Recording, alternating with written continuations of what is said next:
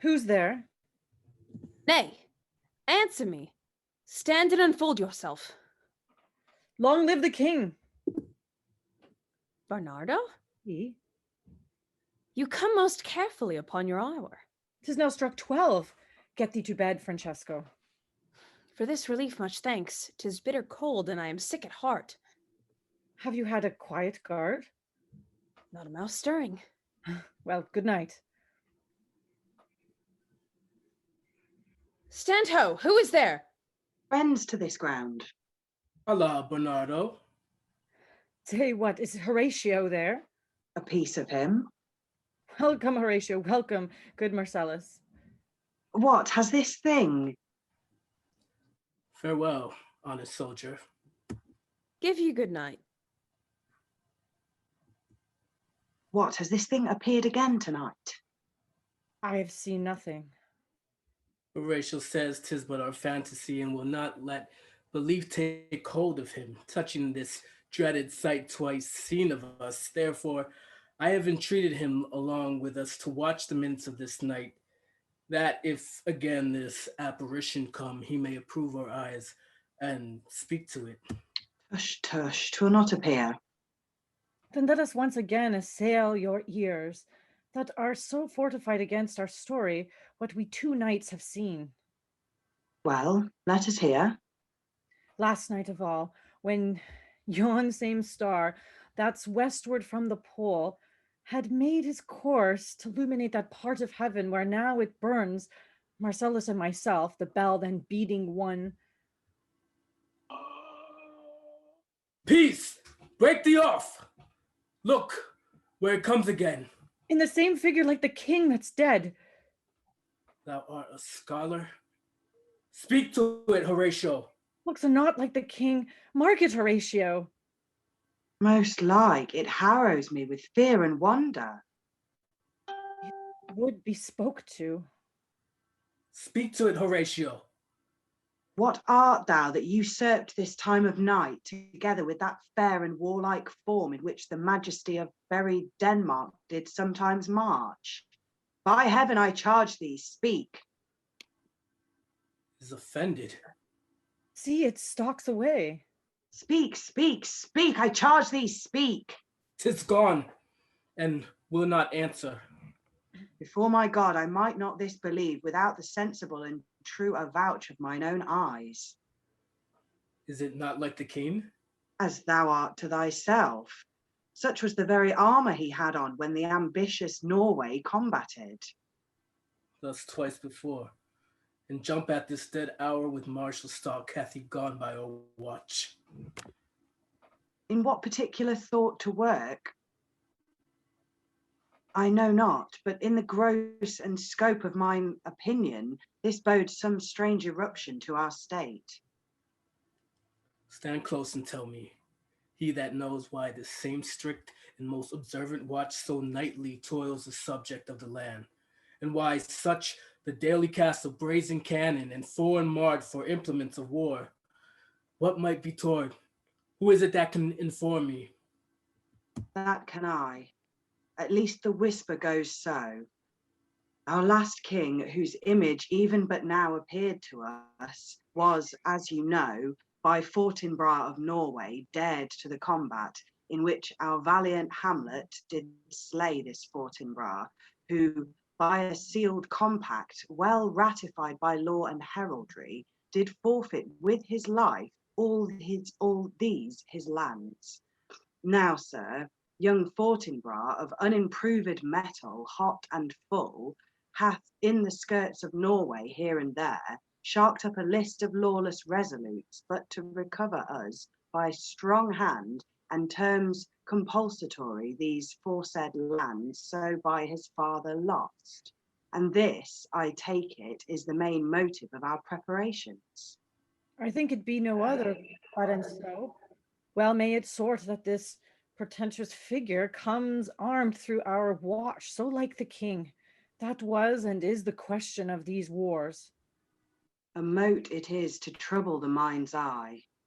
But soft, behold, lo, where it comes again. I'll cross it, though it blast me. Stay, illusion.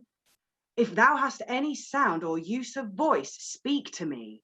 If there be any good thing to be done that may to thee do ease and grace to me, speak to me.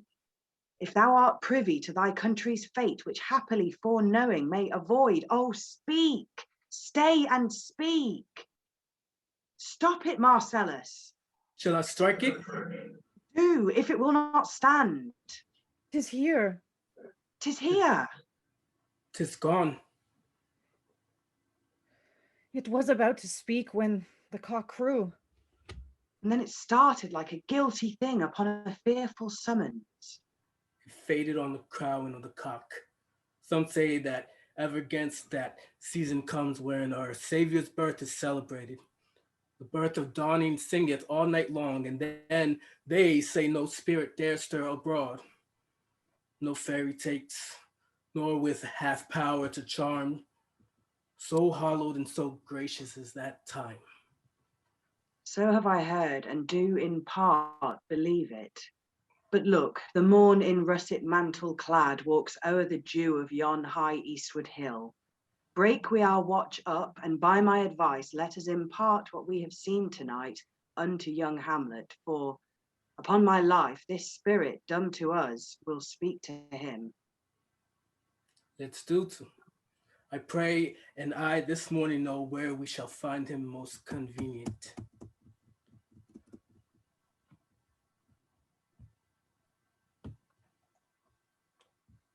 Though yet of Hamlet our dear brother's death the memory be green, and thus it us be fitted to bear our hearts and grief and our whole kingdom to being contracted in one brow of woe. Yet so far hath discretion fought with nature, that we with wisest sorrow think on him together with resemblance of ourselves. Therefore, our sometime sister, now our queen, the imperial jointress of this warlike state, have we as 'twere with a defeated joy, with one auspicious and one dropping eye, with mirth and funeral, and with dirge and marriage, in equal scale weighing delight and dole, taken to wife. Nor have we herein barred your better wisdoms, which have freely gone with this affair along. For all our thanks. Now follows that you know.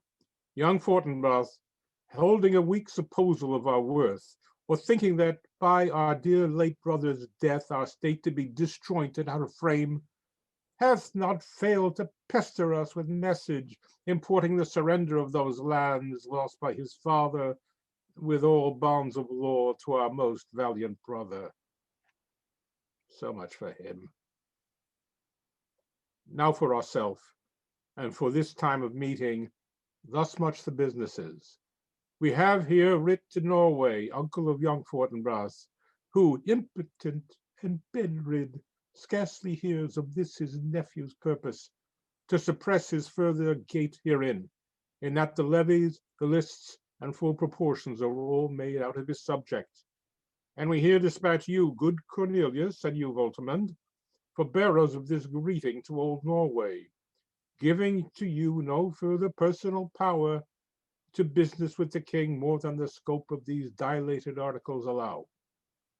Farewell, and let your haste commend your duty. In that and all things will we show our duty. We doubt it nothing. Heartily farewell.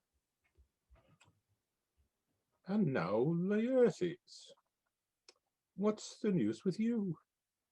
You told us of some suit. What is, Laertes? You cannot speak of reason to the Dane and lose your voice. The head is not more native to the heart, the hand more instrumental to the mouth than is the throne of Denmark to thy father. What wouldst thou have, Laertes? Dread my lord, your leave and favor to return to France, from whence, though willingly I came to Denmark to show my duty in your coronation, yet now I must confess that duty done, my thoughts and wishes bend again toward France, and bow them to your gracious leave and pardon. Have you your father's leave? What says Polonius? Hath, my lord, wrung from me my slow leave. I do beseech you, give him leave to go. Take thy fire hour, Laertes, time be thine, and thy best graces spended at thy will. But now my cousin Hamlet and my son. Little more than kin and less than kind. How is it that the clouds still hang on you? Not so, my lord. I am too much of the sun. Good Hamlet, cast thy nighted color off, and let thine eye look like a friend on Denmark. Do not forever with thy veiled lid seek for thy noble father in the dust. Thou know'st 'tis common. All that lives must die, passing through nature to eternity. Ay, madam, it is common. If it be, why seems it so particular with thee? Seems, madam? Nay, it is. I know not seems. 'Tis not alone my inky cloak, good mother, nor customary suits of solemn black, nor windy suspiration of forced breath, no, nor the fruitful river of the eye, nor the dejected havior of the visage, together with all forms, moods, shapes of griefs that can denote me truly. These indeed seem, for they are actions that a man might play. But I have that within which passeth show. These but the trappings and the suits of woe. 'Tis sweet and commendable in your nature, Hamlet, to give these mourning duties to your father. But you must know your father lost a father, that father lost his, and the survivor bound in filial obligation for some term to do obsequious sorrow. But to persever in obstinate condolement is a course of impious stubbornness. 'Tis unmanly grief. We pray you throw to earth this unprevailing woe, and think of us as of a father. Or let the world know you are the most immediate to our throne, and with no less nobility of love than that which dearest father bears his son, do I impart toward you.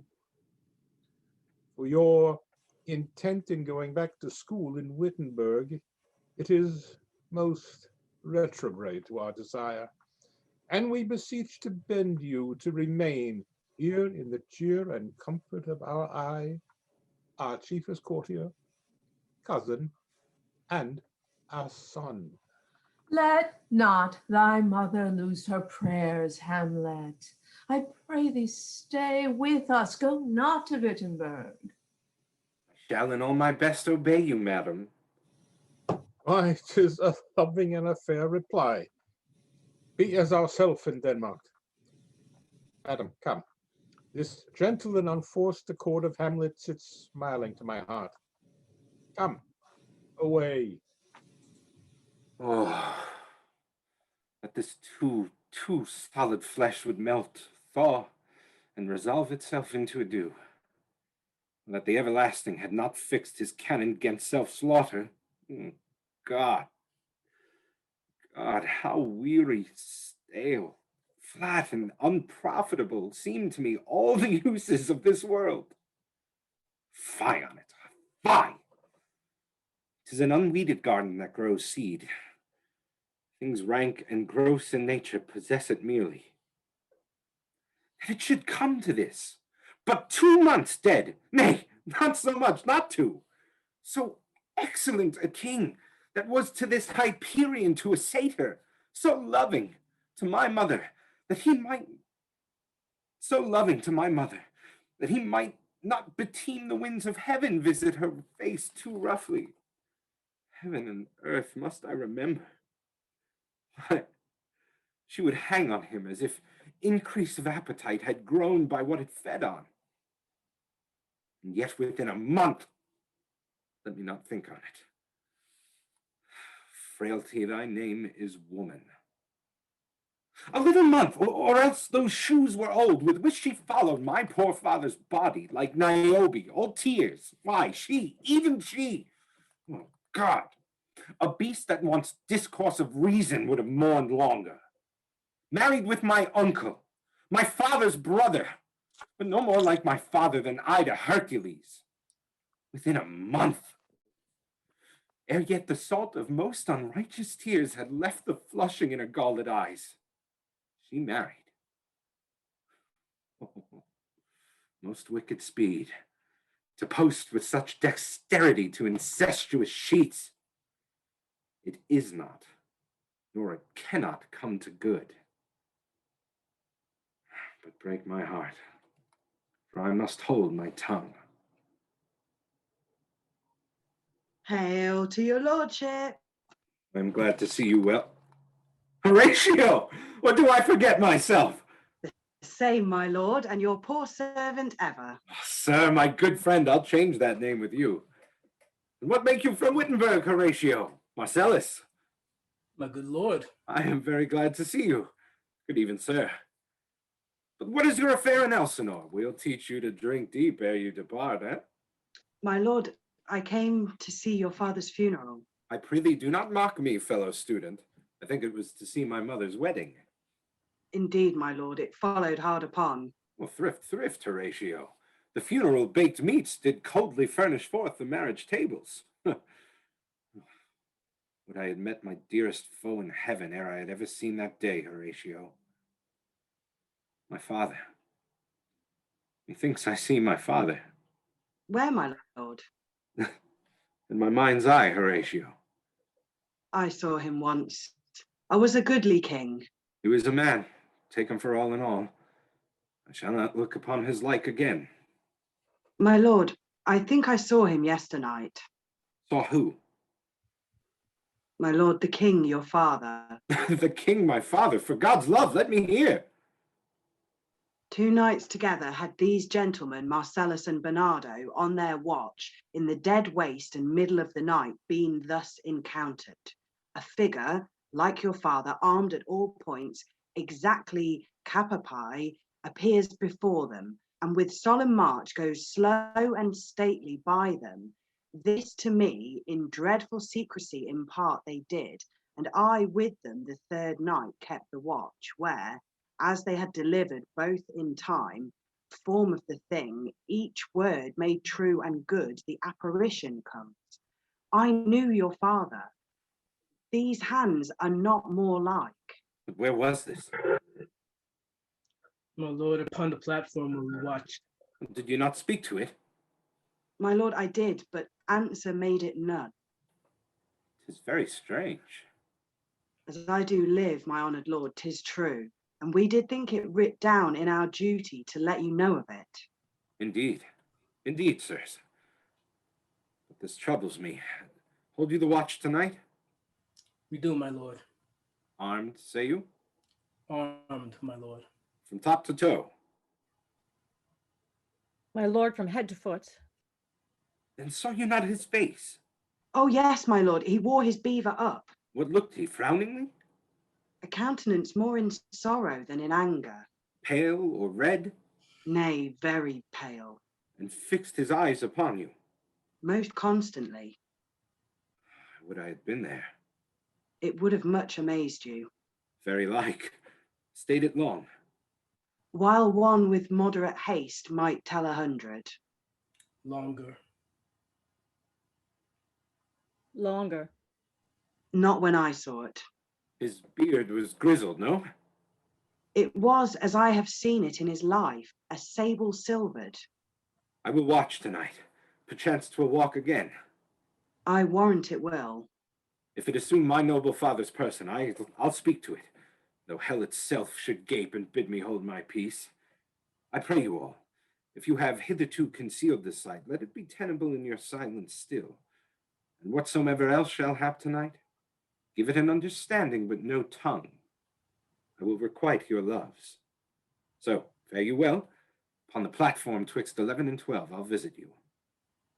Our duty to your honor. My father's spirit, in arms. All is not well. I doubt some foul play. Oh, would the night were come. Till then, sit still, my soul. Foul deeds will rise, though all the earth o'erwhelm them to men's eyes. My necessaries are embarked. Farewell. And sister, as the winds give benefit and convey is assistant, do not sleep, but let me hear from you. Do you doubt that? For Hamlet and the trifling of his favor, hold it a fashion and a toy in blood, a violet in the youth of primary nature. Forward, not permanent, sweet, not lasting, the perfume and suppliance of a minute, no more. No more, but so? Think it no more. Perhaps he loves you now, and now no soil nor caudal doth besmirch the virtue of his will. But you must fear his greatness weighed, his will is not his own. He may not, as unvalued persons do, carve for himself, for on his choice depends the safety and health of the whole state. And therefore must his choice be circumscribed unto the voice and yielding of that body whereof he is the head.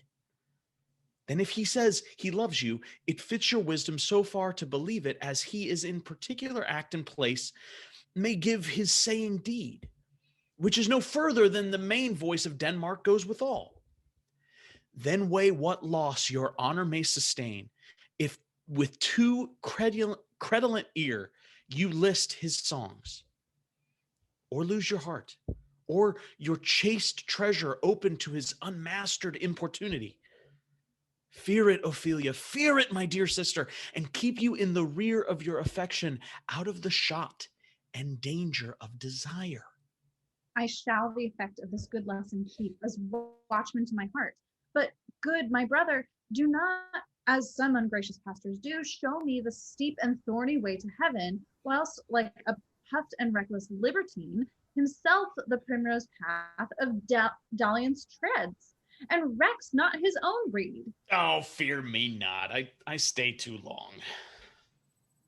Ah, but here our father comes. Yet here, Laertes. Aboard for shame. The wind sits in the shoulder of your sail, and you are stayed for. There, my blessing with thee, and these few precepts in thy memory see thou character. Give thy thoughts no tongue, nor any unproportioned thought his act. Be thou familiar, but by no means vulgar. Those friends thou hast, and their adoption tried, grapple them to thy soul with hoops of steel, but do not dull thy palm with entertainment of each new-hatched, unfledged comrade. Beware of entrance to a quarrel, but being in bear it that the opposed may beware of thee. Give every man thy ear, but few thy voice. Take each man's censure, but reserve thy judgment. Neither a borrower nor a lender be, for a loan oft loses both itself and friend, and borrowing dulleth the edge of husbandry. This, above all, to thine own self be true, and it must follow as the night the day, thou canst not then be false to any man. Farewell, my blessing season this in thee. Most humbly do I take my leave, my lord. The time invites you. Go, your servants tend. Farewell, Ophelia, and remember well what I have said to you. 'Tis in my memory locked. Farewell. What is it, Ophelia, he hath said to you? So please you something touching the Lord Hamlet. Marry, well bethought. 'Tis told me he hath very oft of late given private time to you, and you yourself have of your attendants been most free and bounteous. If it be so, as so 'tis put on me, and that in way of caution, I must tell you, you do not understand yourself so clearly as it behoves my daughter and your honor. What is between you? Give me up the truth. He hath, my lord, of late made many tenders of his affections for me. Affection? Pooh, you speak like a green girl, unsifted in such perilous circumstance. Do you believe his tenders, as you call them? I do not know, my lord. What should I think? Marry, I'll teach you. Think yourself a baby that you have ta'en his tenders for true pay, which are not sterling. Tender yourself more dearly, or, not to crack the wind of the poor phrase running it thus, you'll tender me a fool. My lord, he hath inopportuned me with love. In honorable fashion. Aye, fashion you may call it. Go to. And hath given countenance to his speech, my lord, with almost all the holy vows of heaven. Aye, springes to catch woodcocks. I do know when the blood burns, how prodigal the soul lends, the tongue vows. These blazes, daughter, giving more light than heat, you must not take for fire. From this time, daughter, be something scanter of your maiden presence. For Lord Hamlet believes so much in him that he is young, and with a larger tether may he walk than may be given you. In few, Ophelia, do not believe his vows. This is for all. I would not, in plain terms, from this time forth, have you so slander any moment leisure as to give words or talk with the Lord Hamlet. Look to it, I charge you. Come your ways. I shall obey, my lord. The air bites shrewdly, and it's very cold. It is a nipping and eager air. What hour now? I think it lacks of 12. No, it is struck. Indeed, I heard it not. What does this mean, my lord? The king doth wake tonight and takes his rouse, keeps wassail, and the swaggering uprising reels. And as he drains his draughts of Rhenish down, the kettle drum and trumpet thus bray out the triumph of his pledge. Is it a custom? Aye, marry is't. But to my mind, though I am native here, and to the manner born, it is a custom more honored in the breach than the observance. Look, my lord, it comes. Angels and ministers of grace defend us. Be thou a spirit of health or goblin damned. Bring with thee airs from heaven or blast from hell. Be thy intense wicked or charitable, thou comest in such a questionable shape that I will speak to thee. I'll call thee Hamlet, King, Father, Royal Dane. Oh, answer me! Let me not burst in ignorance, but tell why thy canonized bones, hearsed in death, have burst their cerements. Why the sepulchre wherein we saw thee quietly interred hath opened its ponderous and marble jaws to cast thee up again. What may this mean?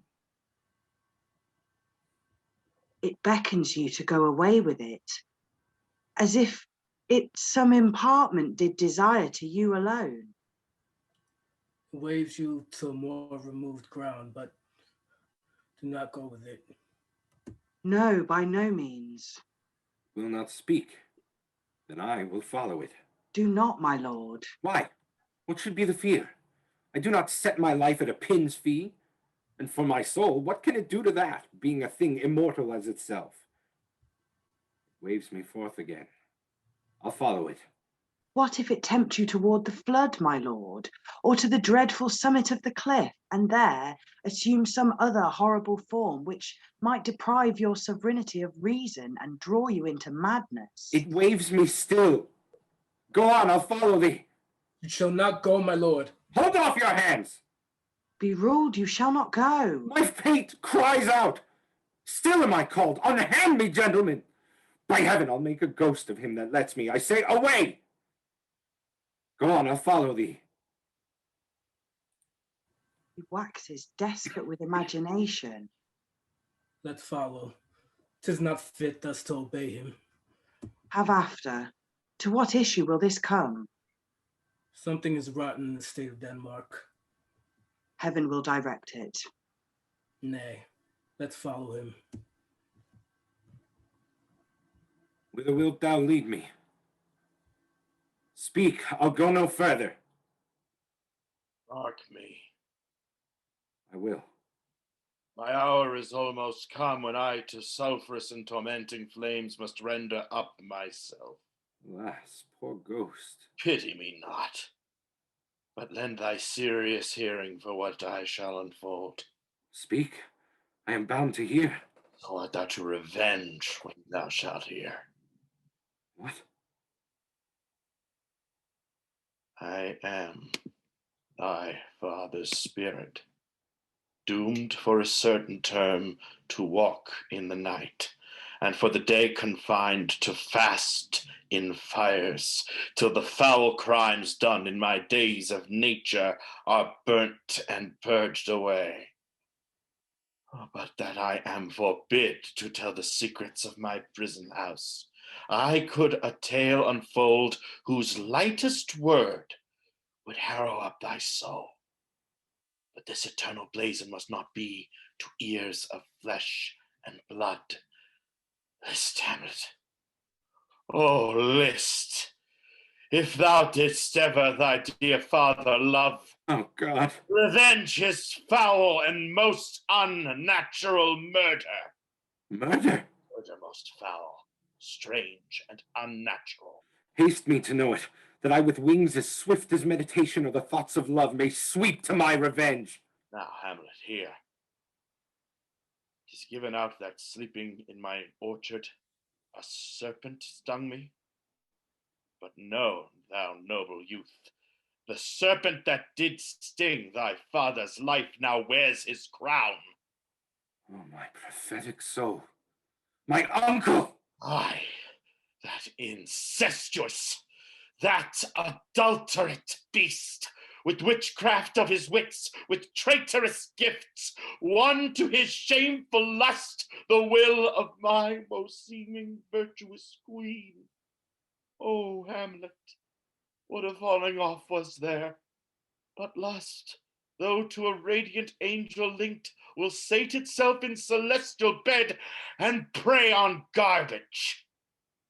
Soft, methinks I scent the morning's air, brief let me be, sleeping within my orchard, my custom always of the afternoon. Upon my secure hour, thy uncle stole with juice of cursed Hebena in a vial, and in the porches of my ears did pour the leprous distilment, whose effect holds such an enmity with blood of man, that swift as quicksilver it courses through the natural gates and alleys of the body, and with a sudden vigor it doth posset and curd the thin and wholesome blood. So did it mine. Thus was I sleeping by a brother's hand, of life, of crown, of queen at once dispatched, unhouseled, disappointed, unanaled, no reckoning made, but sent to my account with all my imperfections on my head. Oh, horrible, most horrible. If thou hast nature in thee, bear it not. Let not the royal bed of Denmark be a couch for luxury and damned incest. But howsoever thou pursuest this act, take not thy mind, nor let thy soul contrive against thy mother aught. Leave her to heaven, and those thorns that in her bosom lodge to prick and sting her. Fare thee well at once. The glowworm shows the matins be near, and gins to pale his uneffectual fire. Adieu, adieu, Hamlet. Remember me. Oh, you host of heaven! Oh, earth! What else? Shall I couple hell? Fine! Hold my heart, and you, my sinews, grow not instant old, but bear me stiffly up. Remember thee? Aye, a poor ghost, whilst memory holds a seat in this disgraced globe. Remember thee?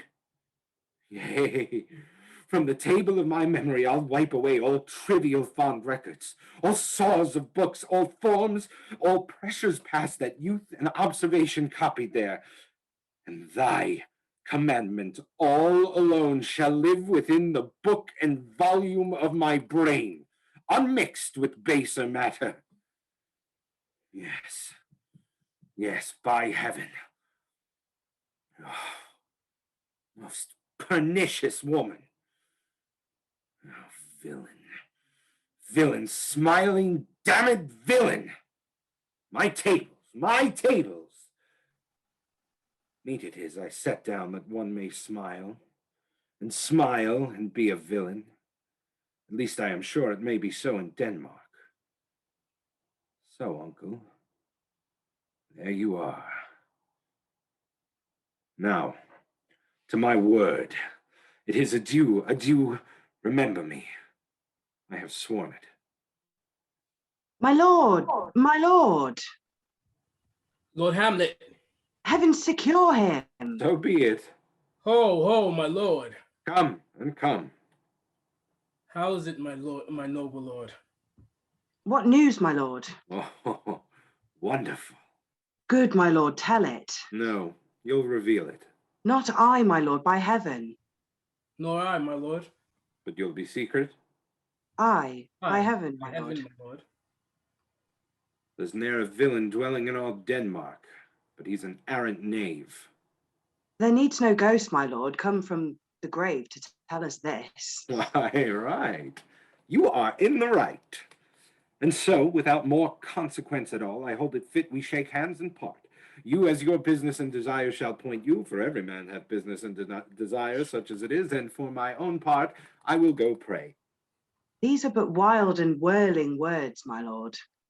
I'm sorry if they offend you heartily. Yes, faith, heartily. There's no offence, my lord. Yes, but by St. Patrick there is Horatio, and much offence too. Touching this vision here, it is an honest ghost, let me tell you. For your desire to know more what is between us, or master it as you may. And now, good friends, give me one poor request. What is't, my lord? We will. Never make known what you have seen tonight. My lord, we will not. Nay, but swear it. In faith, my lord, not I. Nor I, my lord, in faith. Upon my sword. You have sworn, my lord, already. Indeed, upon my sword, indeed. Swear! Oh, day and night, but this is wondrous strange. And therefore, as a stranger, give it welcome. There are more things in heaven and earth, Horatio, than are dreamt of in your philosophy. But come, here as before.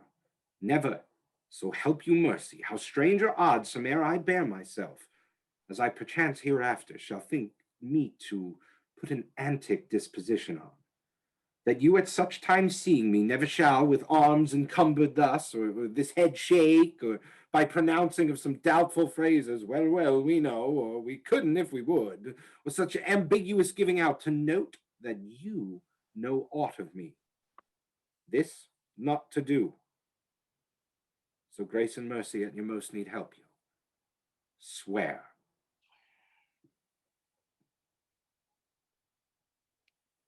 Swear. Rest, rest, perturbed spirit. So, gentlemen, let us go in together, and still your fingers on your lips, I pray. The time is out of joint. Oh, cursed spite, that ever I was born to set it right.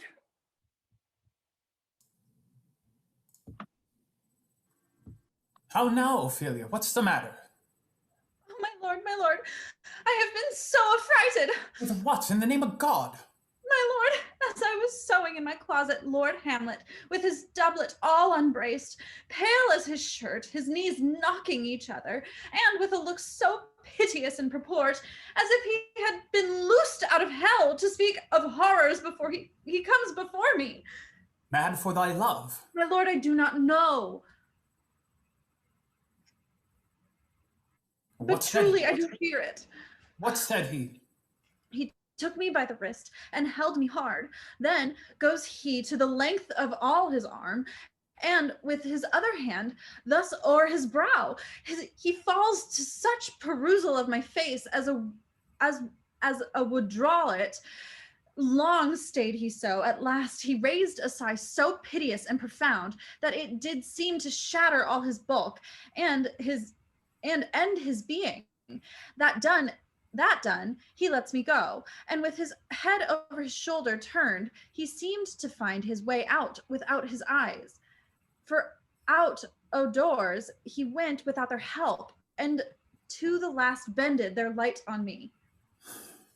This is the very ecstasy of love, whose violent property fordoes itself and leads the will to desperate undertakings.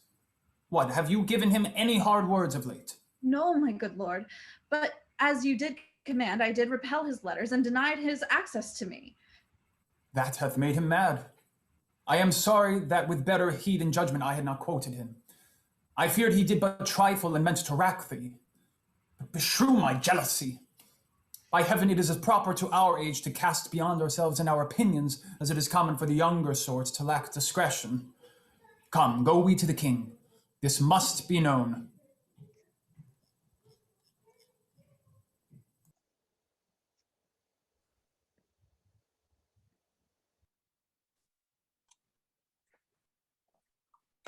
Welcome to Rosencrantz and Guildenstern.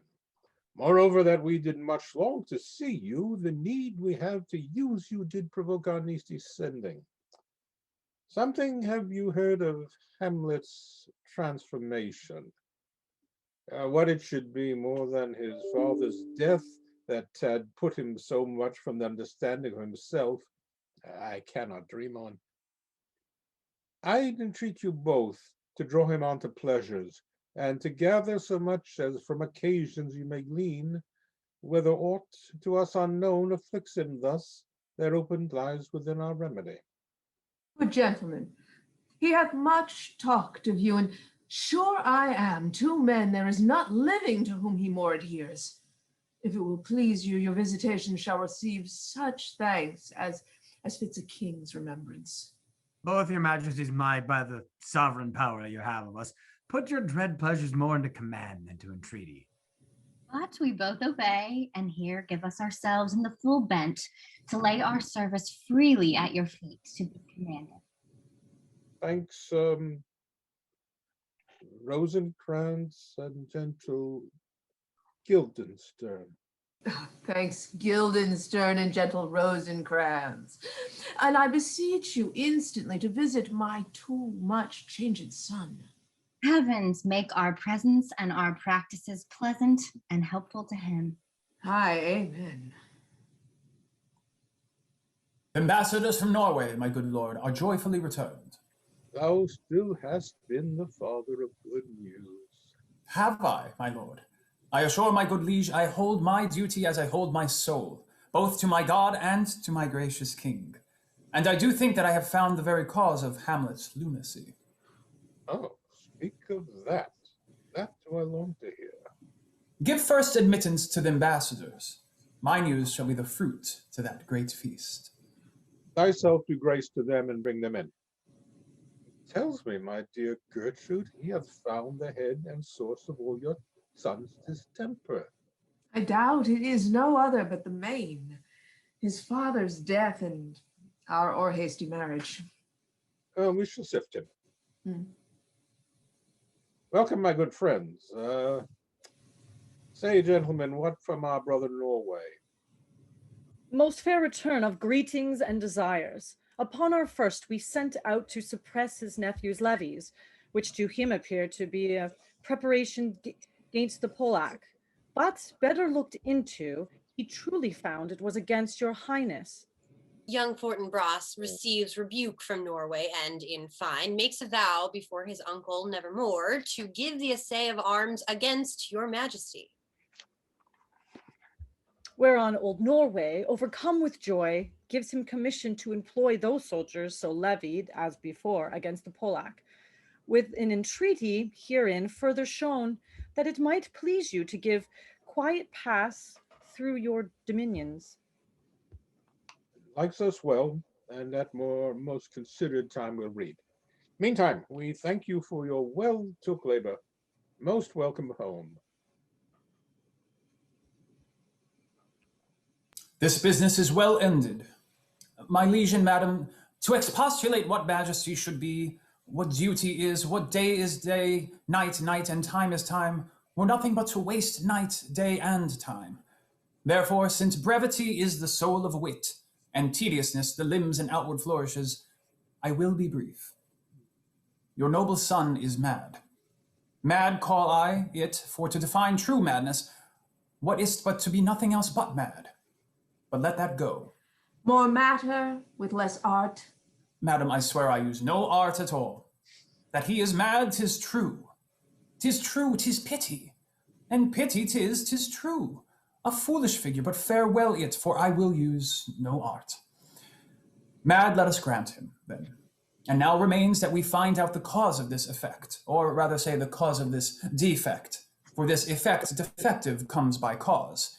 Thus it remains, and the remainder thus. Perpend. I have a daughter, have, whilst she is mine, who in her duty and obedience, mark, hath given me this. Now gather and surmise. To the celestial and my soul's idol, the most beautified Ophelia, that's an ill phrase, a vile phrase. Beautified is a vile phrase, but you shall hear.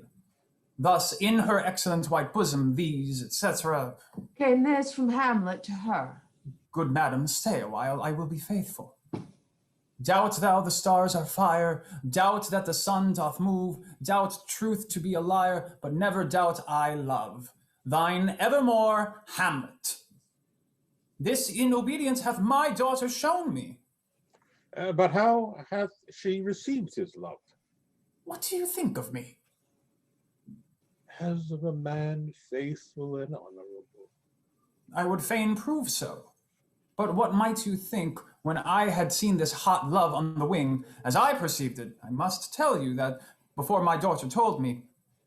What might you, or my dear majesty, your queen here, think, had I given my heart a winking, mute and dumb, or looked upon this love with idle sight? What might you think? No, I went round to work, and my young mistress thus I did bespeak. Lord Hamlet is a prince out of thy star. This must not be. And then I precepts gave her that she should lock herself from his resort, admit no messengers, receive no tokens. Which done, she took the fruits of my advice, and he, repulsed a short tale to make, fell into a sadness, then into a fast, thence to a watch, thence into a weakness, thence to a lightness, and by this declension into the madness where now he raves, and all we mourn for. You think 'tis thus? It may be very like. Take this from this, if this be otherwise. How may we try it further? You know, sometimes he walks 4 hours together here in the lobby. Oh, so he does indeed. At such a time, I loose my daughter to him. Be you and I behind an arras, then. Mark the encounter. If he loves her not, and be not from his reason fallen thereon, let me be no assistant for a state, but keep a farm and carters. We will try it. But look, where sadly the poor wretch comes reading. Away, I do beseech you both, away. I'll board him presently. Don't give me leave. How does my good Lord Hamlet? Well, God a mercy. Do you know me, my lord? Excellent well. You are a fishmonger. Not I, my lord. Then I would you were so honest a man. Honest, my lord?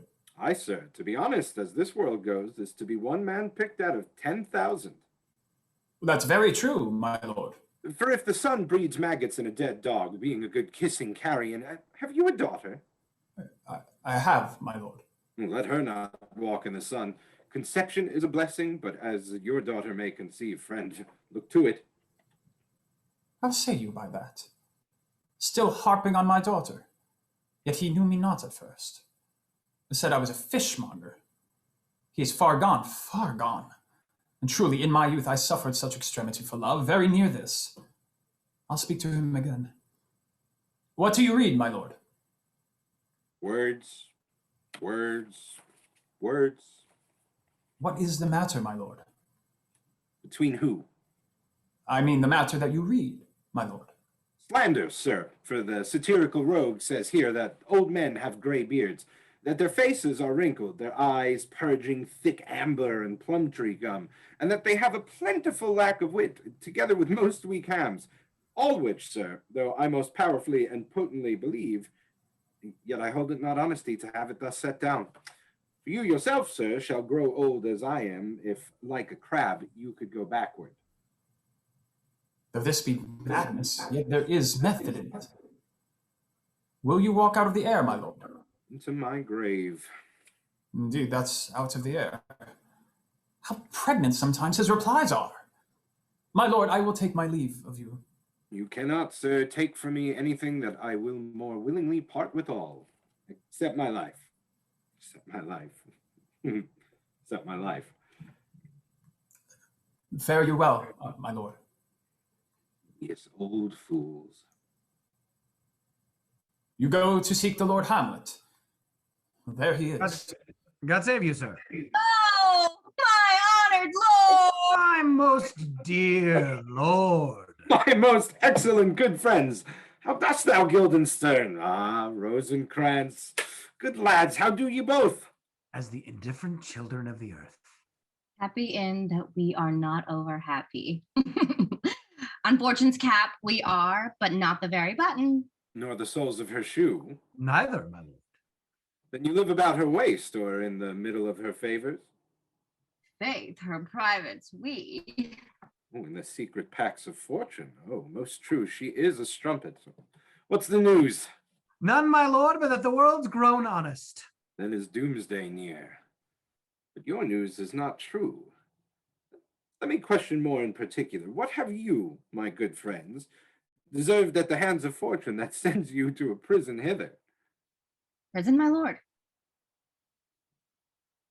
Denmark's a prison. We think not so, my lord. Why, then 'tis none to you, for there is nothing either good or bad, but thinking makes it so. To me, it is a prison. Why, then your ambition makes it one. 'Tis too narrow for your mind. Oh, God. But in the beaten way of friendship, what make you at Elsinore? To visit you, my lord. No other occasion. Were you not sent for? Is it your own inclining? Is it a free visitation? Come, come. Deal justly with me. Come. Come, nay, speak. What should we say, my lord? Why, anything but to the purpose. You were sent for, and there is a kind of confession in your looks which your modesties have not craft enough to color. I know the good king and queen have sent for you. To what end, my lord? That you must teach me, but let me conjure you, by the rights of our fellowship, be even indirect with me whether you are sent for or no. If you love me, hold not off. My lord, we were sent for. I will tell you why. So shall my anticipation prevent your discovery and your secrecy to the king and queen moult no feather. I have of late, but wherefore I know not, lost all my mirth, foregone all custom of exercise, and indeed goes so heavily with my disposition that this goodly frame, the earth, seems to me a sterile promontory. This most excellent canopy, the air, look you, this brave o'erhanging firmament, this majestical roof fetid with golden fire, why, it appears no other thing to me than a foul and pestilent congregation of vapors. What a piece of work is man! How noble in reason, how infinite in faculties, in form and moving, how express and admirable. In action, how like an angel. In apprehension, how like a god. The beauty of the world, the paragon of animals. And yet to me, what is the quintessence of dust? Man delights not me, no, nor woman either. Though by your smiling eyes, you seem to say so. My lord, there was no such stuff in my thoughts. Why did you laugh then when I said man delights not me? To think, my lord, if you delight not in man, what Lenten entertainment the player shall receive from you? We coted them on the way, and hither are they coming to offer you service. What players are they? Even those you were wont to take such delight in, the tragedians of the city. There are the players. Gentlemen, you are welcome to Elsinore. Your hands, come. You are welcome, but my uncle father and aunt mother are deceived. In what, my dear lord? I am but mad northwest. When the wind is southerly, I know a hawk from a handsaw. Well be with you, gentlemen. Hark you, Guildenstern, and you too, at each ear a hearer. That great baby you see there, I will prophesy he comes to tell me of the players. Mark it. You say right, sir? Oh, Monday morning 'twas then indeed. My lord, I have news to tell you. My lord, I have news to tell you. When Russius was an actor in Rome. The actors are come hither, my lord. Buzz, buzz. Upon my honor. Then came each actor on his ass. The best actors in the world, either for tragedy, comedy, history, pastoral, pastoral comical, historical pastoral, tragical historical, tragical comical historical pastoral, scene individable or poem unlimited. Seneca cannot be too heavy, nor Plautus too light. O Jephthah, judge of Israel, what a treasure hadst thou! What a treasure had he, my lord? Why, one fair daughter and no more, the which he loved passing well. Still on my daughter. Am I not in the right, old Jephthah? If you call me Jephthah, my lord, I have a daughter that I love passing well. Nay, that follows not.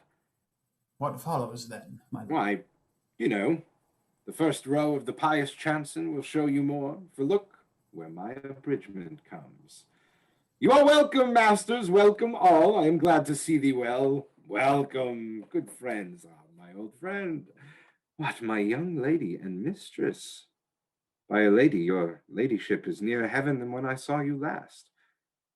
Pray God your voice be not cracked within the ring. Masters, you all are welcome. We'll have a speech straight. Come, give us a taste of your quality. Come, a passionate speech.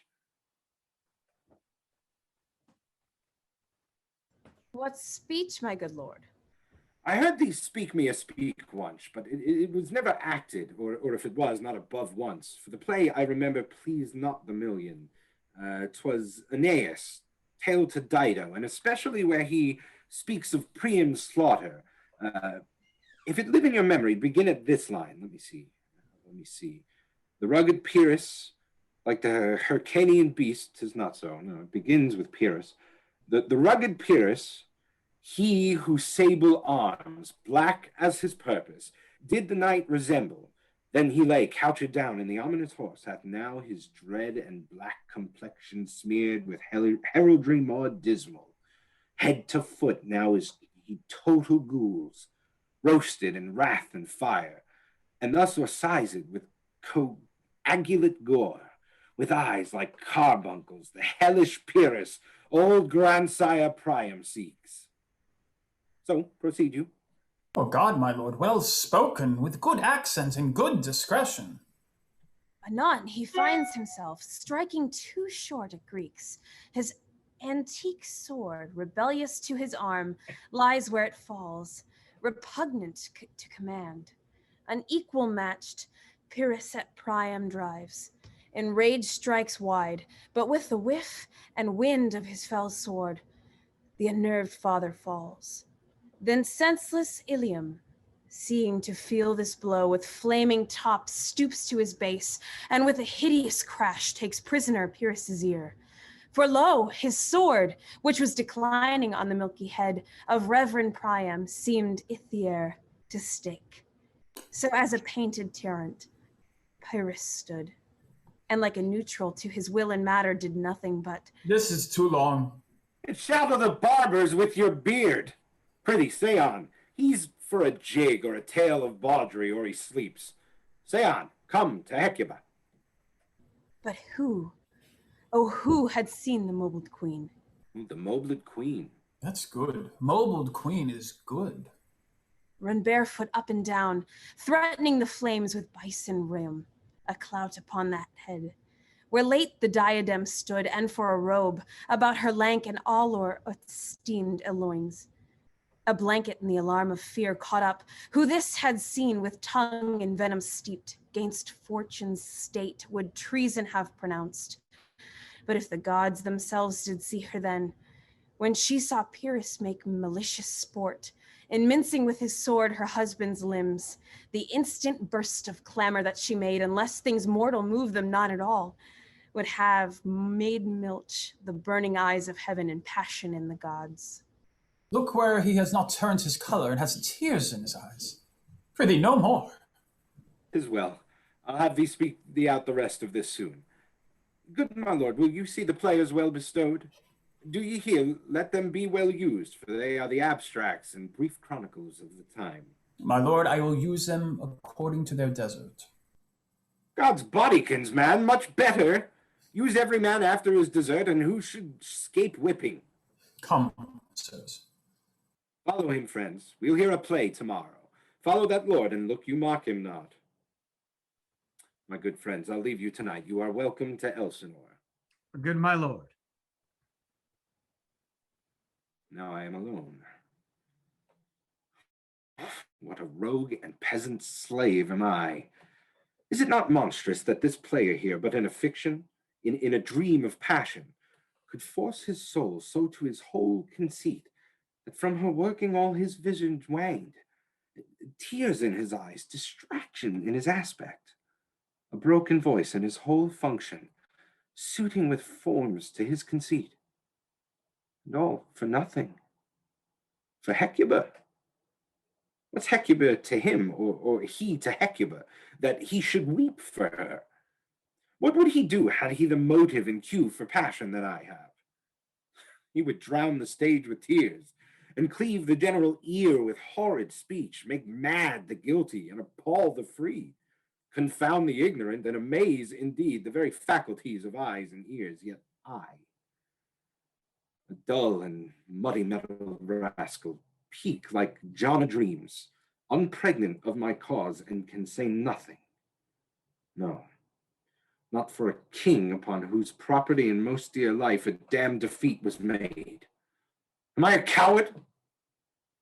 Who calls me villain, breaks my pate across, plucks off my beard and blows it to my face, tweaks me by the nose, gives me the eye of the throat, as deep as to the lungs? Who does me this? Oh, wounds. I should take it, for it cannot be, but I am a pigeon-livered, and lack gall to make oppression bitter. Or ere this, I should have fattened all the region kites with this slave's offal. Bloody, bawdy villain! Remorseless, treacherous, lecherous, kindless villain! Vengeance. Why, what an ass am I! This is most brave, that I, the son of a dear father murdered, prompted to my revenge by heaven and hell, must like a whore unpack my heart with words, and fall a cursing like a very drab, a scullion. Fire upon it, foe! My brain. My guilty creatures sitting at a play have by the very cunning of the scene been struck so to the soul that presently they have proclaimed their malefaction. For murder, though it have no tongue, will speak with most miraculous organ. I'll have these players play something like the murder of my father before mine uncle. I'll observe his looks, I'll tent him to the quick. If a but blench, I know my course. Dost thou hear me, old friend? Can you play the murder of Gonzago? Aye, my lord. We'll have it tomorrow night.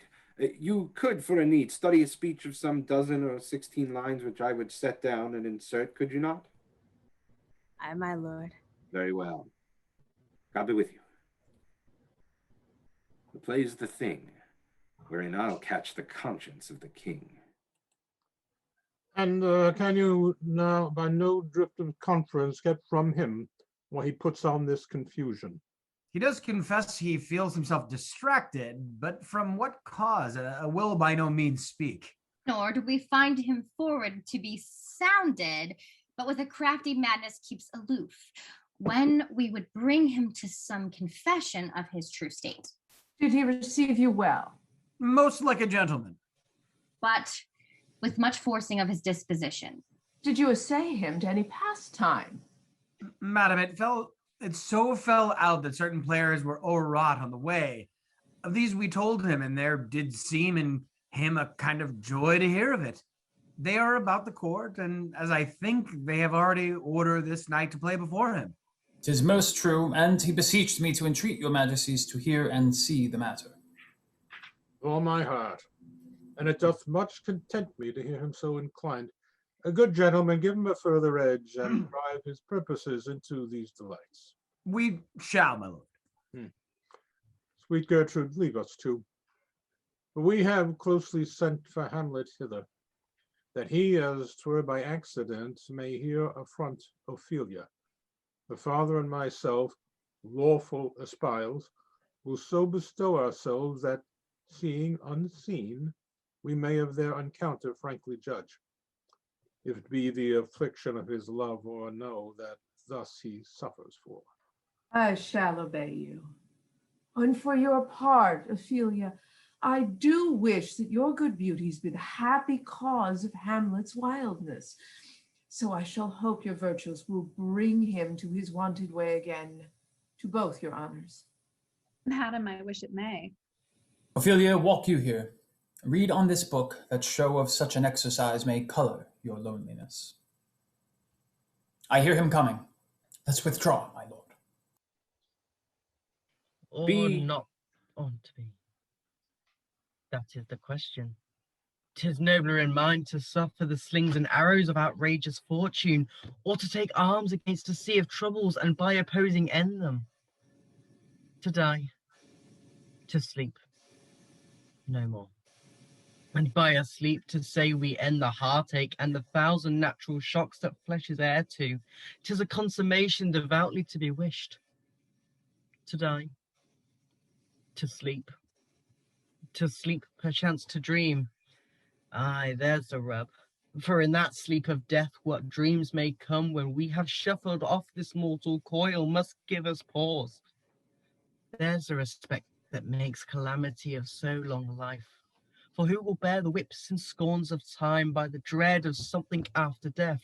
The undiscovered country for those who bear no traveller's return, puzzles that will and makes us rather those that ill that have to fly than others that know not of. Those conscious does make cowards of us all, and thus the natural hue of no resolution, sickled by o'er pale cast of thoughts and enterprises of great pith and monument, who regards the currents turn away and lose the name of action. Soft you now the fair Ophelia, nymph, in thy horizons be all my sins remembered. Good my lord, how does your honor for this many a day? I humbly thank you. Well, well, well. My lord, I have remembrances of yours that I have longed to redeliver. I pray you now receive them. No, not I. I never gave you aught. My honored lord, you know right well you did, and with them words of so sweet breath composed, and made these things more rich, their perfume lost. Take these again, for to the noble mind, rich gifts wax poor when givers prove unkind. There, my lord. Are you honest? My lord. Are you fair? What means your lordship? That if you be honest and fair, your honesty should admit no discourse to your beauty. Could beauty, my lord, have better commerce than with honesty? Ah, truly, for the power of beauty will sooner transform honesty. For what is abhorred than the force of honesty can translate beauty to likeness? This was sometimes a paradox, but now the time gives us proof. I did love you once. Indeed, my lord, you made me believe so. You should not have believed me. I loved you not. I was the more deceived. Get thee to a nunnery. What wouldst thou be a breeder of sinners? I myself indifferent, honest, and yet could accuse me of such things that were better my mother had not borne me. I am very proud, revengeful, ambitious.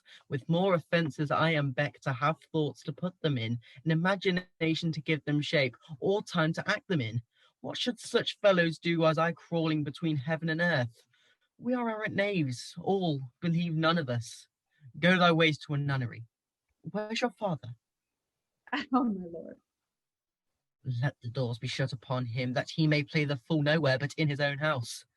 Farewell. Oh, help him, you sweet heavens. Get thee to a nunnery. Go, farewell, or if thou wilt needs marry, marry a fool, for wise men know well enough what monsters you make of them. To a nunnery, go, and quickly too. Farewell. Oh, heavenly powers, restore him. I heard your painting too well enough. God hath given you one face, and you make yourself another. You jig, you amble, you lisp, you nicknames God's creatures, and make your wantonness your ignorance. Go to. I'll no more on to it. That hath made me mad, and I will say no more marriages, but those who are married already, all but one shall live. The rest shall keep as they are. To a nunnery, go!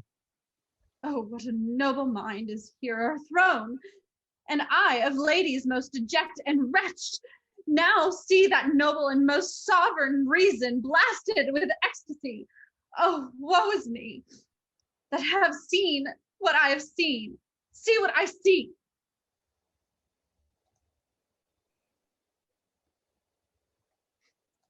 Love, his affections do not that way tend.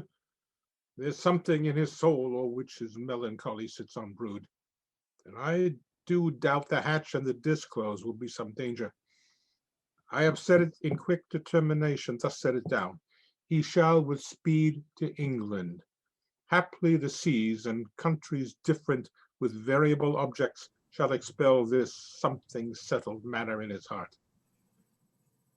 What think you on it? Shall do well. But yet I believe the origin and commencement of his grief sprung from neglected love. If you hold it fit, after the play, let his queen mother all alone entreat him to show his grief. Let her be round with him, and I'll be placed, so please you, in the ear of all their conference. If she find him not, to England send him, or confine him where your wisdom best shall think. It shall be so. Madness in great ones must not unwatched go.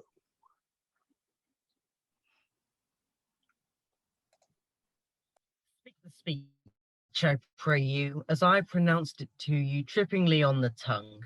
But if you mouth it as many of your players do, I have lief the town crier had spoke my lines, nor do not saw the air too much with your hand, thus but use all gently, for in your very torrents tempest, and I must say whirlwind of your passion, you must acquire and beget a temperance that may give it soothness.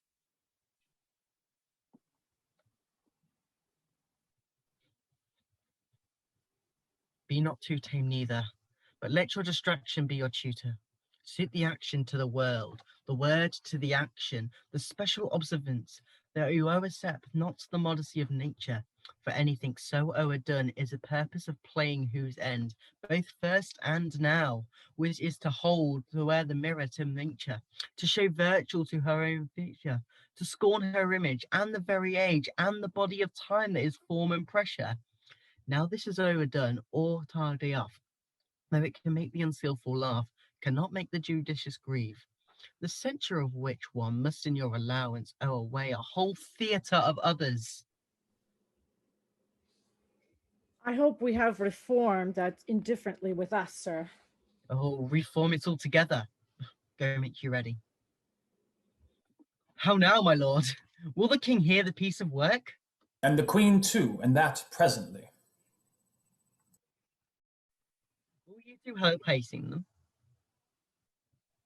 We will, my lord. What ho? Horatio! Here, sweet lord, at your service. Horatio, thou art e'en as just a man as e'er my conversation copped without. Oh, my dear lord. Nay, do not think I flatter. Dost thou hear? Since my dear soul was mistress of her choice, and could of men distinguish her election, she hath sealed thee for herself, and blessed are those whose blood and judgment are so well commingled that they are not a pint for fortune's finger to sound what she stop please. Give me that man that is not passion's slave, I will wear him in my heart's core. Aye, in the heart of my heart, as I do thee, something too much of this. There is a play tonight before the king. One scene of it comes near the circumstance which I have told thee of my father's death. I prithee, when thou seest that afoot, even with a very comment of their soul, observe mine uncle.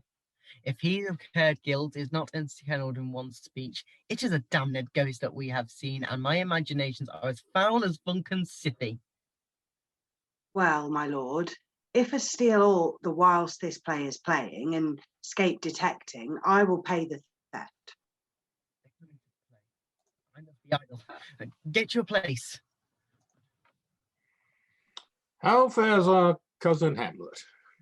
Excellent in face of the chameleon's dish. I eat the air, promise crammed. I have nothing with this answer, Hamlet. These words are not mine. No, not mine. Now, my lord, you played in the one in the university, you say? That I did, my lord, and was accounted a good actor. What did you enact? I did enact Julius Caesar. I was killed at the Capitol. Brutus killed me. Was a brute part of him to kill so capital a card there? Be the plays ready? Aye, my lord, they stay upon your patience. Come hither, my dear Hamlet, sit by me. Mother, here's metal more attractive. Oh, do you mark that? Lady, shall I lie in your lap? No, my lord. I mean, my head upon your lap. Aye, my lord. Do you think I meant country matters? I think nothing, my lord. That's a fair thought to lie between maids' legs. What is, my lord? Oh, nothing. You are merry, my lord. Who? I. Aye, my lord. What should a man do but be merry? For look how cheerfully my mother looks, and my father's died within 2 hours. Nay, 'tis twice 2 months, my lord. So long. Nay, then let the devil wear black, for I'll have a suit of sables. Oh, heavens, died 2 months ago, and not forgotten yet. Then there's hope great man's memory may outlive his life half a year. What means this, my lord? We shall know by this fellow. For us and for our tragedy, you're stooping to your clemency. We beg your hearing patiently. Prologue or a posy of a ring, 'Tis brief, my lord. as woman's love.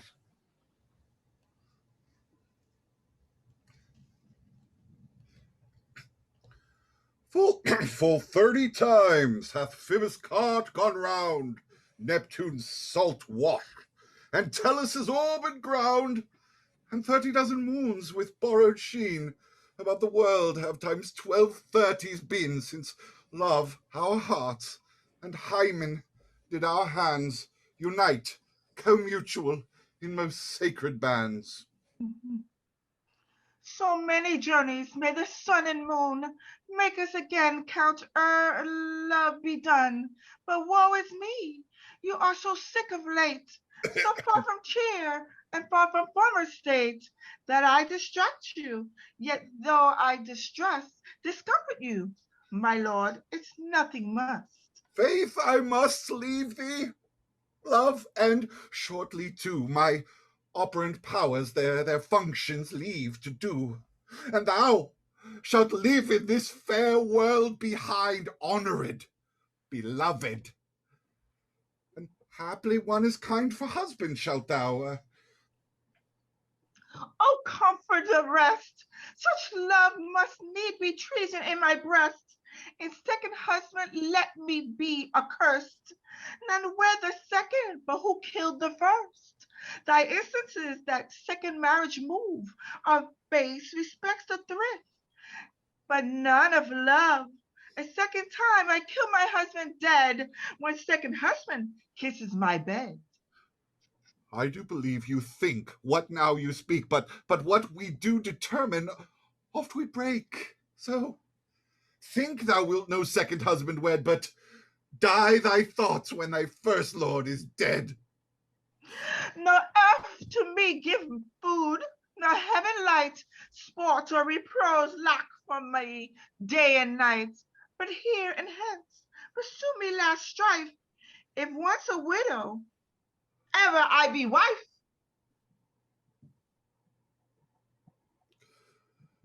'Tis deeply sworn. Sweet, leave me here a while. My spirits grow dull, and fain I would beguile the tedious day with sleep. Sleep rock thy brain, and never come mischance between us twain. Madam, how you like this play? The lady doth protest too much, methinks. Oh, but she'll keep her word. Have you heard the argument? Is there no offense in it? No, they do but jest, poison and jest. No offence in the word. What do you call the play? The Mousetrap. The play is an image of a murder done in Vienna. Gonzago is the Duke's name, his wife Batista. You shall see it none. 'Tis knavish piece of work. But what's of that? Your Majesty and we are free souls. It touches us not. This one's Lucian's, nephew to the king. Begin, murderer pox. Let the damnable faces begin. Come.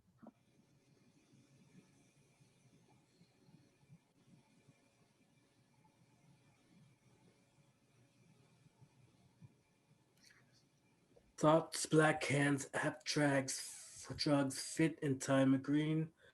Confederacies and else no creature seen, thou mixture rank of midnight weeds collected, with Hecate's band thrice blasted, thrice infected, by natural magic and dire property, on a wholesome life usurp immediately. And poisons him in the gardens of his estate. His name's Gonzago. The story is exact and written in very choice Italian. You shall see anon how the murderer gets love of Gonzago's wife. King rises. How fares my lord? Give o'er the play. Give me some light. Awake. Why, let the stricken deer go weep, the heart and call it play. For some might watch while some may sweep, but runs the world away.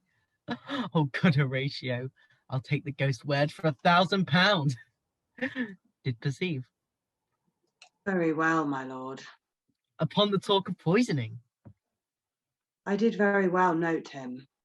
What dost thou know? Oh, Damon dear, the rest of mantles was. Come, some music. Come, recorders. Good, my lord. Vouchsafe me a word with you? Sir, a whole history. The king, sir? Aye, sir. What of him? In his retirement, marvelous distemperment. Nope, distempered. With drink, sir? No, my lord, rather with choler. Your wisdom should show itself more richer to signify to his doctor for me to plus his peroration would plunge him into far more choler. Good, my lord, but your discourse into some frame, and start not so wildly from my affair. Maintain, sir. No. The queen, your mother, in most great affliction of spirit, hath sent me to you. You're welcome. Nay, good, my lord, this curtsy is not of the right breed. If it shall please you to make me a wholesome answer, I will do your mother's commandment. If not, your pardon and my return shall be the end of my business. Sir, I cannot. What, my lord?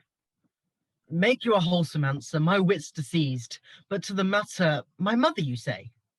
Your behavior has struck her into amazement and admiration. Oh, wonderful, son. Well, there is no sequel at the heels of my mother's admiration. In part. She desires to speak with you in her closet ere you go to bed. We shall obey. Have you any further trade with us? My lord, you once did love me. I do. By these pickers and stealers. Good, my lord. What is your case of distemper? You do surely bar the door upon your own liberty if you deny your griefs to your friend. Sir, I lack advancement. How can that be when you have the voice of the king himself for your succession in Denmark? Aye, sir, but while the grass grows. Oh, the recorders! Let me see one. Would you go about to recover the wind of me, as would you drive me into a toil? Oh, my lord, if my duty be too bold, my love is too unmannerly. I do not well understand that. Will you play upon this pipe? My lord, I cannot. I pray you. Believe me, I cannot. I do beseech you. I know no touch of it, my lord. It's as easy as lying. Govern the ventages with your fingers and thumb, give breath with your mouth, and it will discourse the most eloquent music. Look you, these are the stops. But these cannot I command to any utterance of harmony. I have not the skill. Why, look you now. How worthy a thing you make of me. You would play upon me as if you know my stops. You'd pluck my heart out of misery. You would sound me from my lowest note to the top of my compass. And there is much music, excellent voice in this little organ, yet cannot make it speak. Splut, do you think I'm easier to be played on than a pipe? Call me what instrument you will, though you cannot fret me, you cannot play me. God bless you, sir. My lord, the queen would speak with you, and presently. Did you see your cloud that's almost in the shape of a camel? By the mass, and 'tis like a camel indeed. You think it's like a weasel? It is backed like a weasel. Or like a whale? Very like a whale. Then I will come to my mother by and by. I will say so. By and by is easily said. Leave me, friends. 'Tis now the very witching time of night, where churchyards yawn and hell itself breathes out contagion to this world. Now I can drink hot blood as such bitter business as the day would quake to look on. Soft now, my mother, I will speak daggers to her, but use none. My tongue and soul in this will be hypocrites. How in my words somewhere shall be shrent, to give them the seals never soul consent.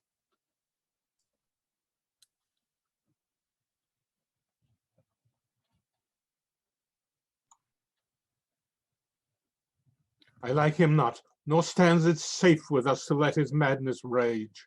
Therefore, prepare you. I your commission will forthwith dispatch, and he to England shall along with you. The terms of our estate may not endure hazard so dangerous as doth hourly grow out of his lunacies. We will ourselves provide. Arm you, I pray you, to this speedy voyage, for we will fetters put on this fear, which now goes too free-footed. We will haste us.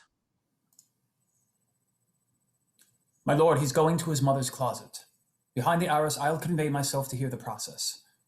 Fare you well, my liege. I'll call upon you ere you go to bed and tell you what I know. Like steer, my lord.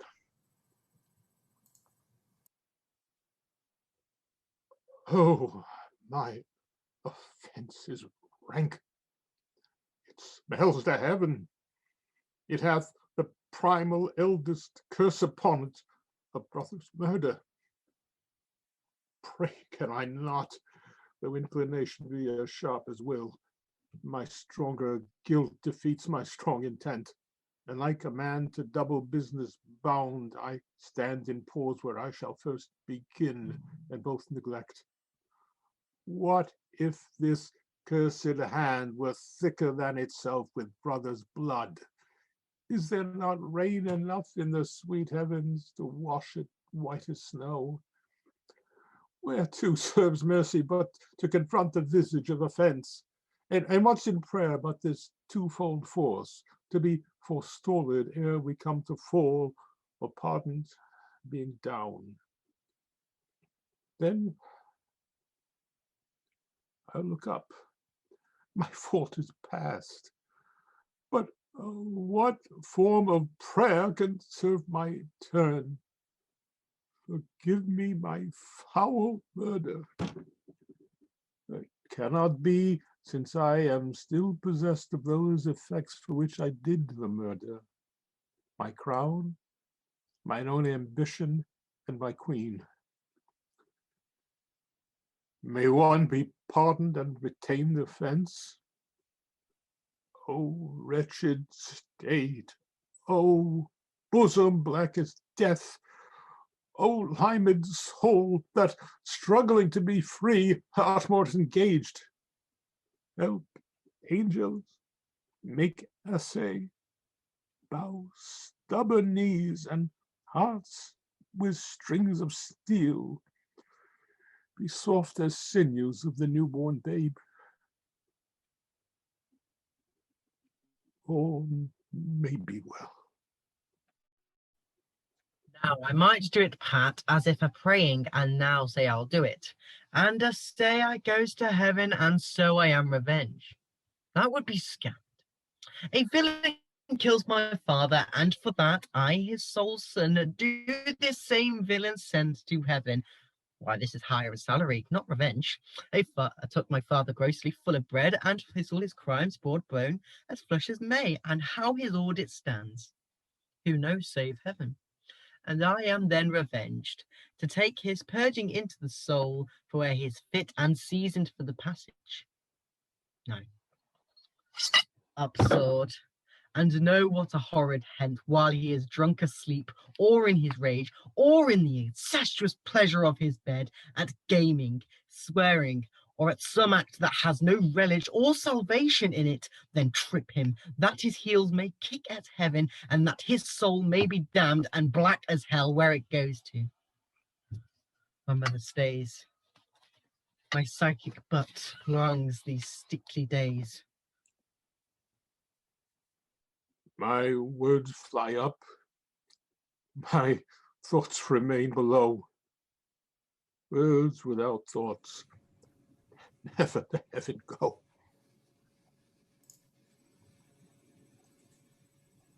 He will come straight. Look you lay home to him.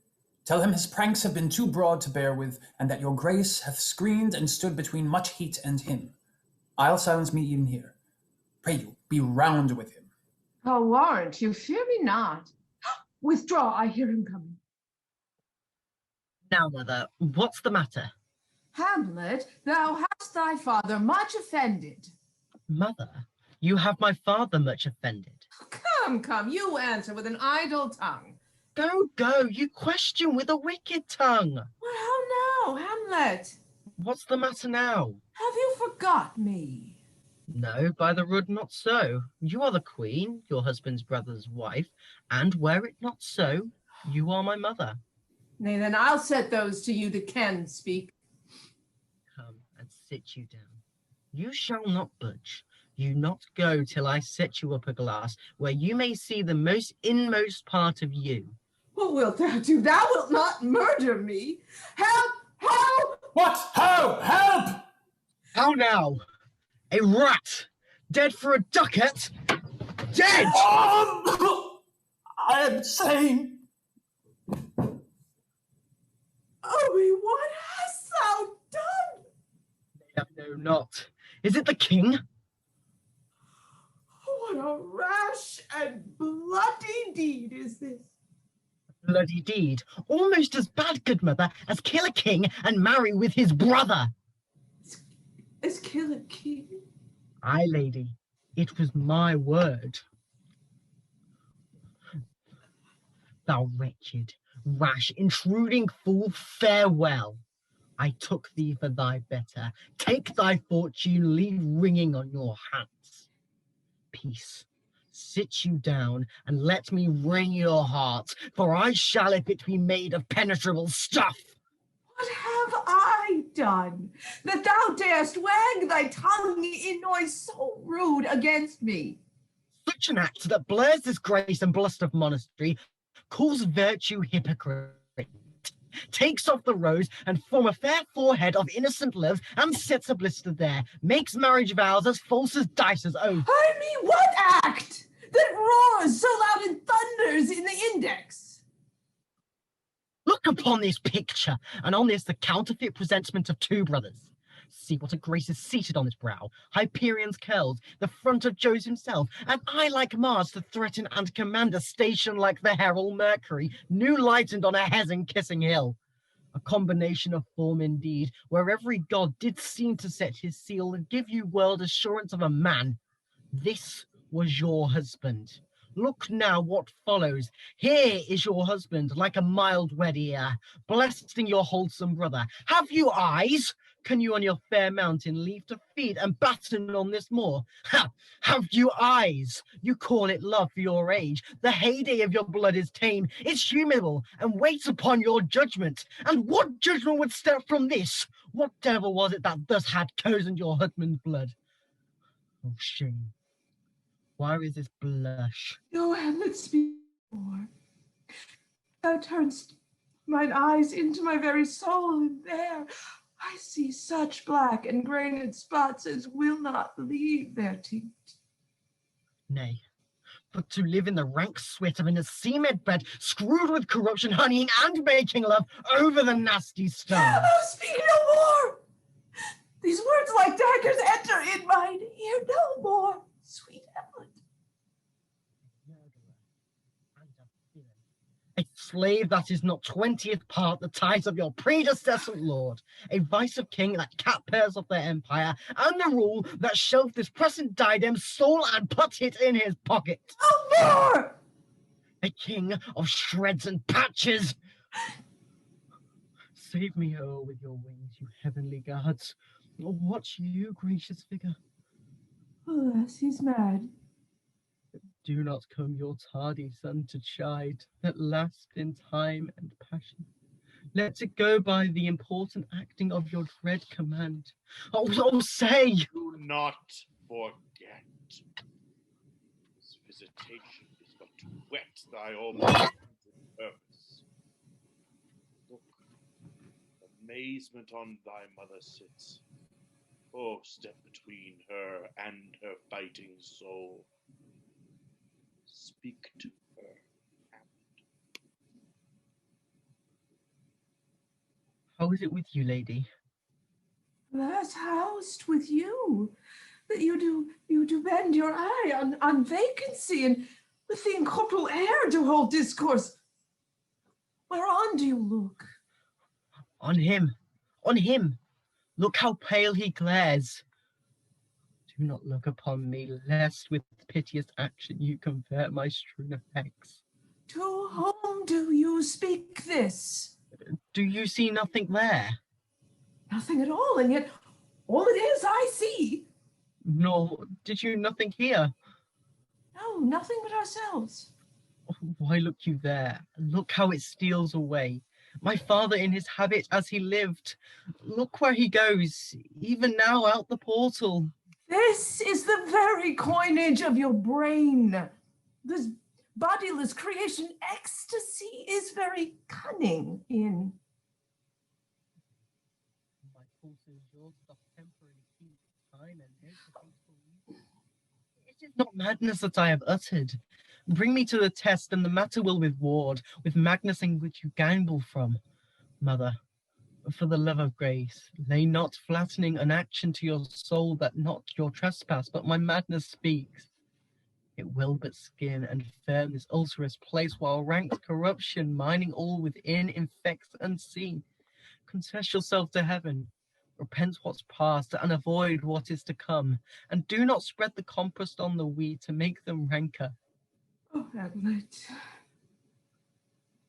thou hast cleft my heart in twain. Oh, throw away the worst part of it, and let the purer with the other half. Good night. But go not to my uncle's bed. Assume it is a version you have not. Refrain tonight. And then shall lead some kind of easiness to the next abstinence, the next one easy, one more good night. And when your desire is to be blessed, I'm blessing beg of you. But this same Lord I do repent, but heaven hath pleased it so to punish me with this, and this with me. I will bestow him, and never answer well the death I gave him. So again, good night. I must be cruel to be kind. Thus bad begins, and worse remains behind. One word more, good lady. What shall I do?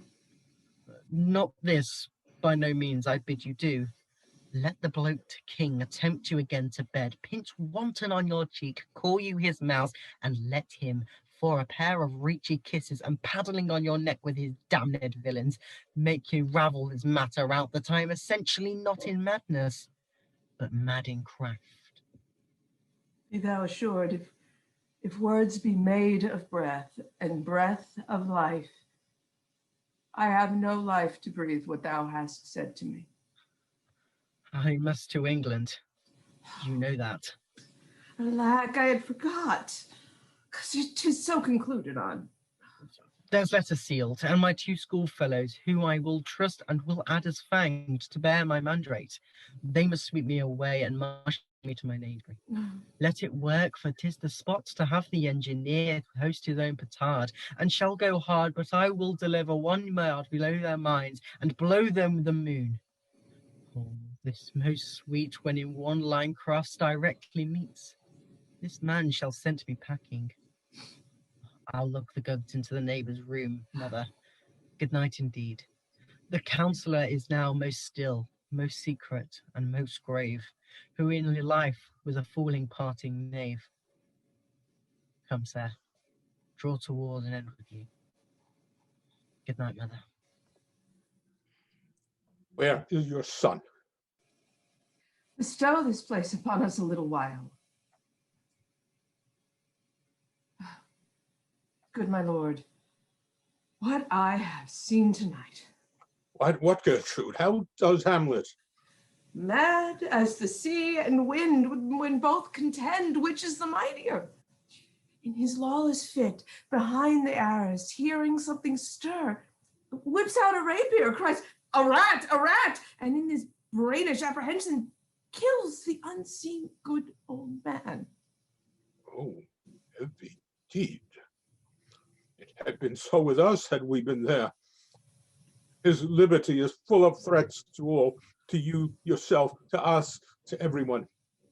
Alas, how shall this bloody deed be answered? It will be laid to us, whose providence should have kept short, restrained, and out of haunt this mad young man. Where has he gone? To draw apart the body he hath killed, or whom his very madness shows itself pure, who weeps for what is done. Oh, Gertrude, come away. The sun no sooner shall the mountains touch, but we will ship him hence. And this vile deed we must with all our majesty and skill both countenance and excuse. Oh, Guildenstern. Friends both, go you, join you with some further aid. Hamlet in madness hath Polonius slain, and from his mother's closet hath he dragged him. Go seek him out, fair, speak fair, and bring the body into the chapel. I pray you hasten this. Gertrude will call up our wisest friends to let them know both what we mean to do and what's untimely done. Oh, come away. My soul is full of discord and dismay.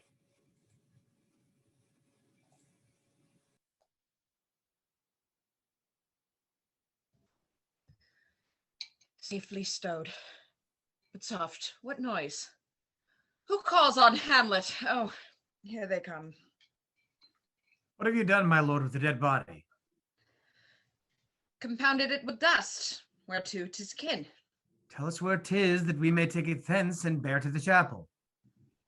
Do not believe it. Believe what? That I can keep your counsel and not mine own. Besides, to be demanded of a sponge, what replication should be made by the son of a king? Take you me for a sponge, my lord? Aye, sir, that soaks up the king's countenance, his rewards, his authorities. But such officers do the king best service in the end.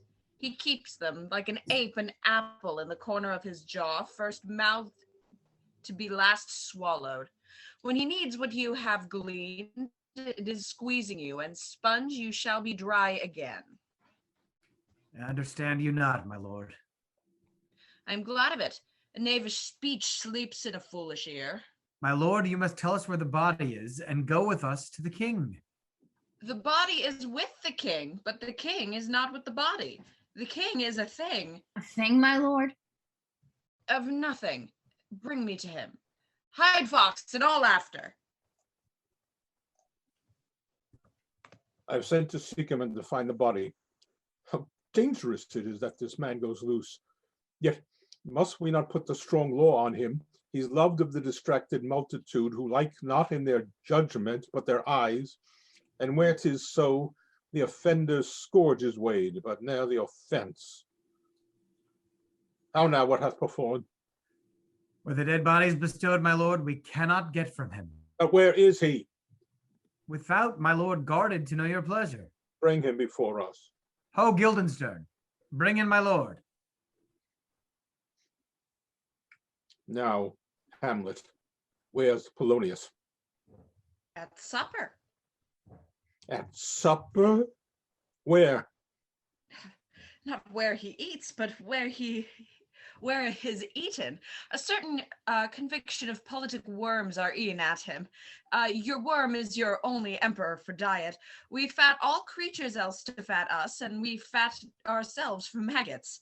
Your fat king and your lean beggar is but variable service. 2 dishes, but to 1 table. Alas, alas. A man may fish with the worm that hath eat of a king, and eat of the fish that hath fed that of the worm. What dost thou mean by this?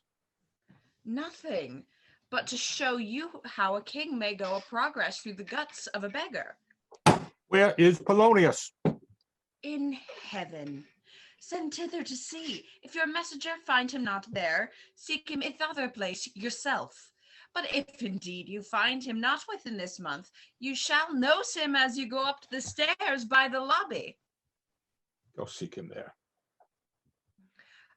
Oh, we'll stay till you come. Hamlet, this deed of thine for thine especial safety, which we do tender, as we do dearly grieve for that which thou hast done, must send thee hence with fiery quickness. Therefore, prepare thyself. The bark is ready, and the wind at help, the associates tend, and everything is bent for England. For England? Aye, Hamlet. Good. So is it if thou knewest our purposes. I see a cherub that sees them. But come, for England, farewell, dear mother. Thy loving father, Hamlet. My mother. Father and mother is man and wife. Man and wife is one flesh, and so, my mother, come for England. Follow him at foot, tempt him with speed aboard, delay it not, I'll have him hence tonight. And England, if my love thou hold'st at aught, thou mayst not coldly set our sovereign process, which imports at full by letters congruing to that effect the present death of Hamlet. Do it, England, for like the hectic in my blood he rages, and thou must cure me.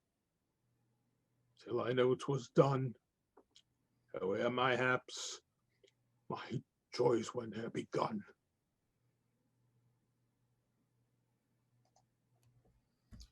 Go, captain, from me greet the Danish king.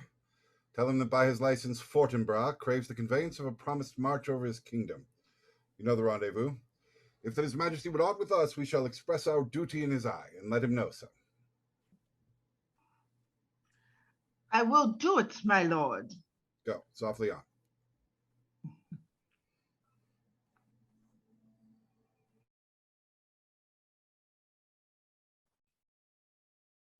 They are of Norway, sir?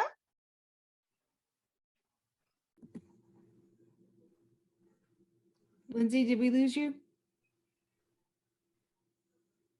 No, sorry. My screen is like half broken and I can't really get at anything right now. That's okay. Do you want us to hold?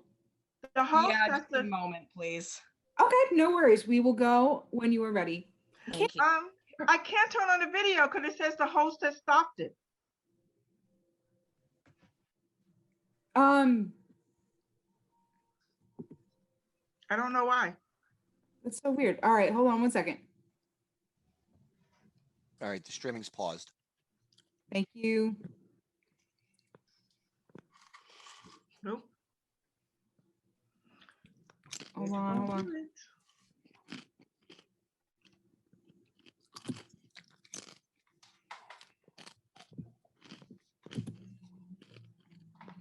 All right, try it now. Okay. Yep, there we go. There we go. Okay, that was very weird. I know, I don't know. It happened the last time too, but I couldn't stop in the middle of the dialogue. Sorry, I got it back. It's no problem. It was kind of good being incognito. No worries. Let's take it back from the top of that scene. So we'll have Max back on. Mm-hmm. And we'll go again. Yeah, no problem. All right, fabulous, everyone. Okay, so are we ready to go? Once Max is on the screen. Okay. All right, fabulous. We're ready to go, Mark. Thank you, everyone. Okay, streaming resume in 5, 4, 3. Go, Captain. From me, greet the Danish king. Tell him that by his license, Fortinbras craves the conveyance of a promised march over his kingdom. You know the rendezvous. If that his majesty would aught with us, we shall express our duty in his eye, and let him know so. I will do it, my lord. Go softly on. Good sir, whose powers are these? They are of Norway, sir.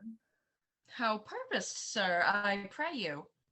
Against some part of Poland. Who commands them, sir? The nephew of old Norway, Fortinbras.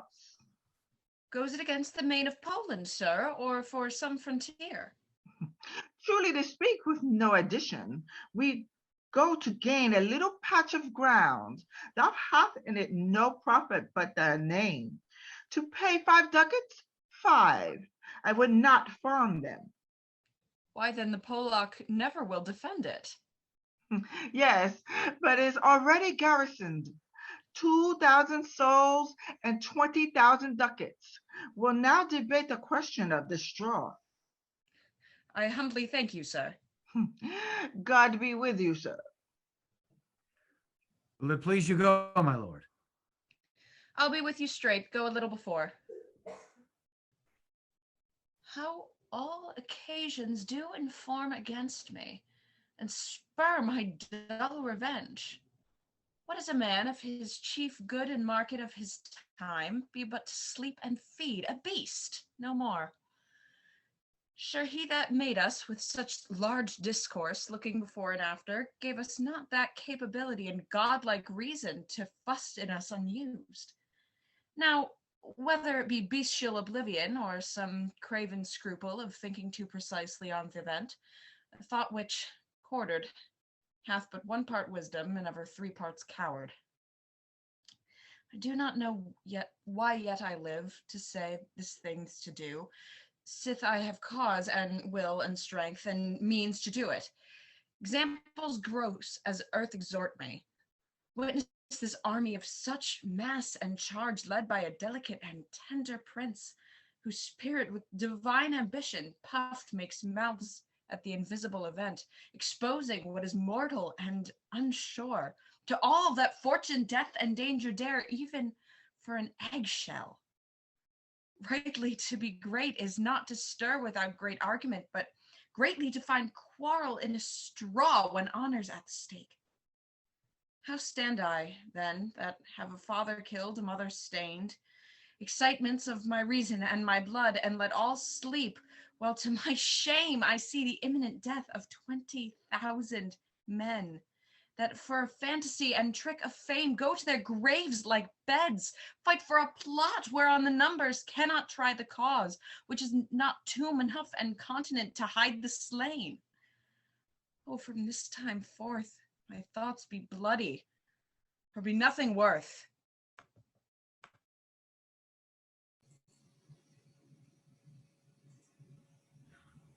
I will not speak with her. She is importunate, indeed distract. Her mood will needs be pitied. What would she have? She speaks much of her father, hems and beats her heart, speaks things in doubt that carry but half sense. Her speech is nothing, yet the unshaped use of it doth move the hearers to collection.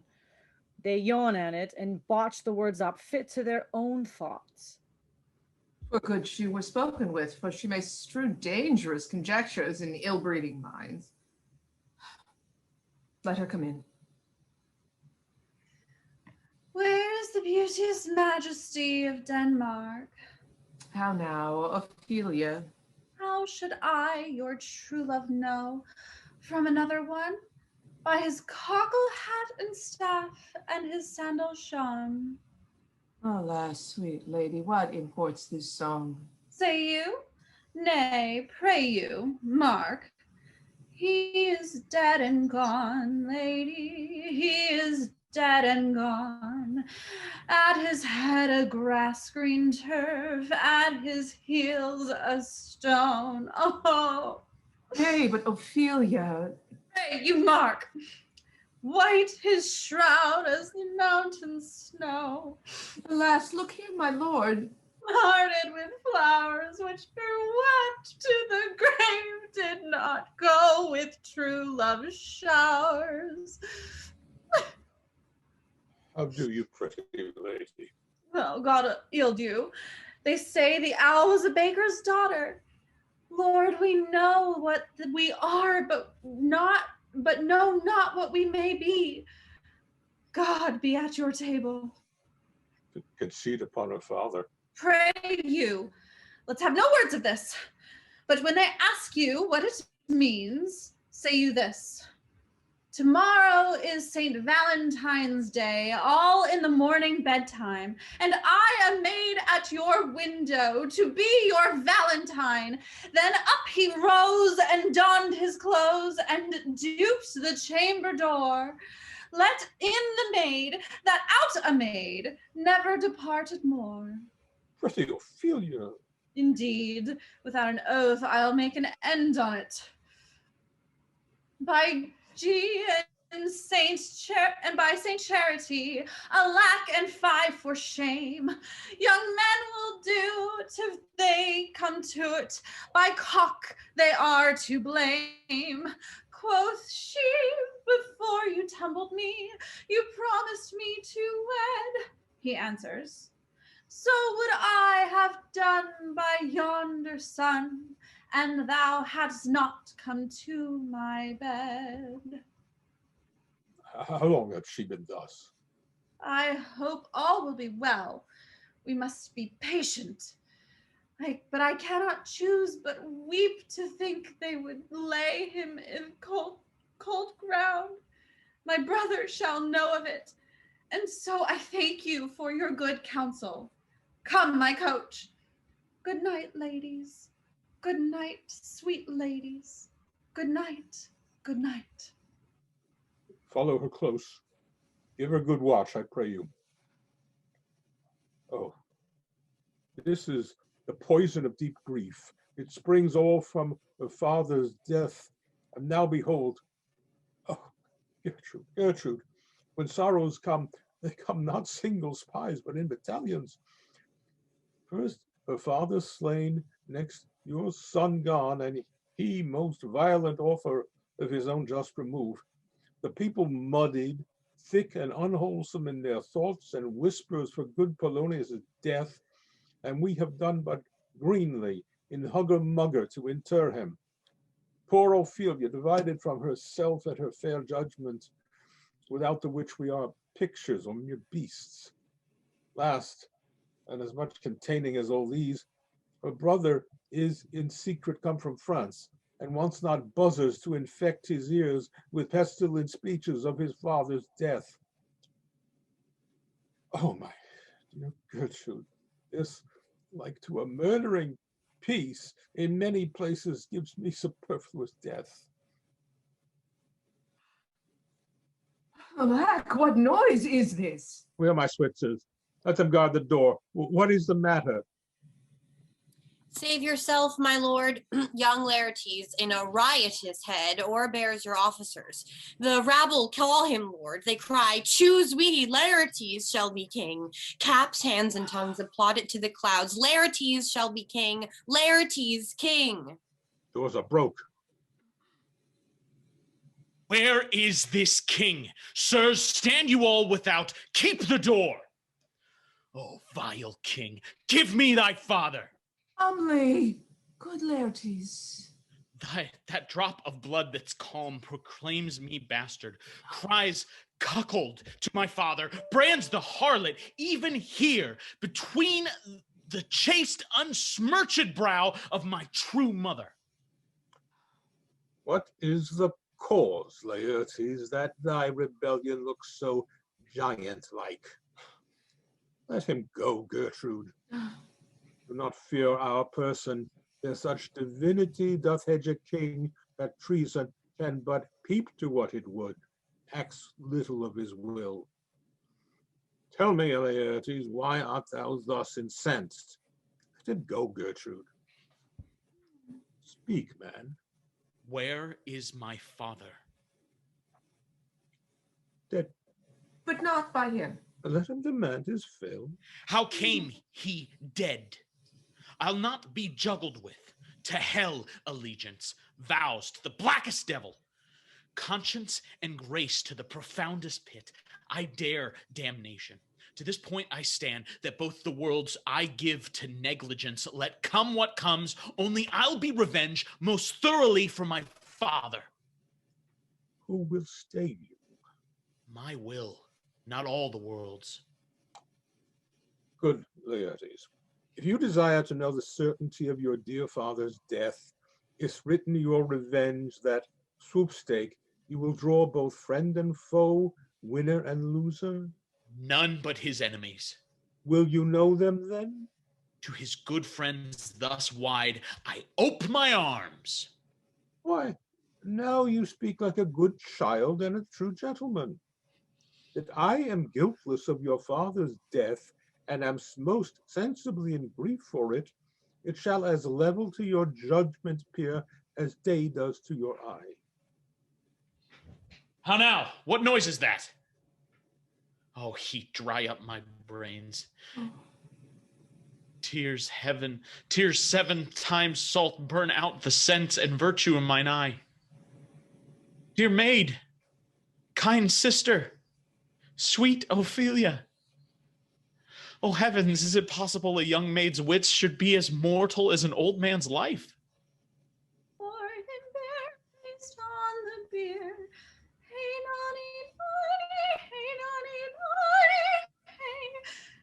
on his grave rained many a tear. Fare you well, my dove. Hadst thou thy wits and didst persuade revenge, it could not move thus. There's rosemary, that's for remembrance. Pray you, love, remember. And there's pansies, that's for thoughts. A document in madness, thoughts, and remembrance fitted. There's fennel for you, and columbines. There's rue for you, and here's some for me. We may call it herb of grace of Sundays. You may wear your rue with a difference. There's a daisy. I would give you some violets, but they withered all when my father died. They say he made a good end. For Bonnie's sweet Robin is all my joy. And will not come again, and will not come again. No, no, he is dead. Go to thy deathbed, he will never come again. His beard was white as snow, all flaxen was his poll. He is gone, and we cast away alone. God have mercy on his soul, and all Christian soul, I pray God by you. Do you see this, O God? Laertes, I must commune with your grief, for you deny me rights. Go but apart, make choice of whom your wisest friends you will, and they shall hear and judge twixt you and me. If by direct or by collateral hand I find us touched, we will our kingdom give, our crown, our life, and all that we call ours to you in satisfaction. But if not, be you content to lend your patience to us, and we shall jointly labor with your soul to give it due content. Let this be so. His means of death, his obscure burial, no trophy sword, nor hatchment o'er his bones, no noble right, nor formal ostentation. Cry to be heard as 'twere from heaven to earth, that I must call it in question. So you shall. And where the offense is, let the great axe fall.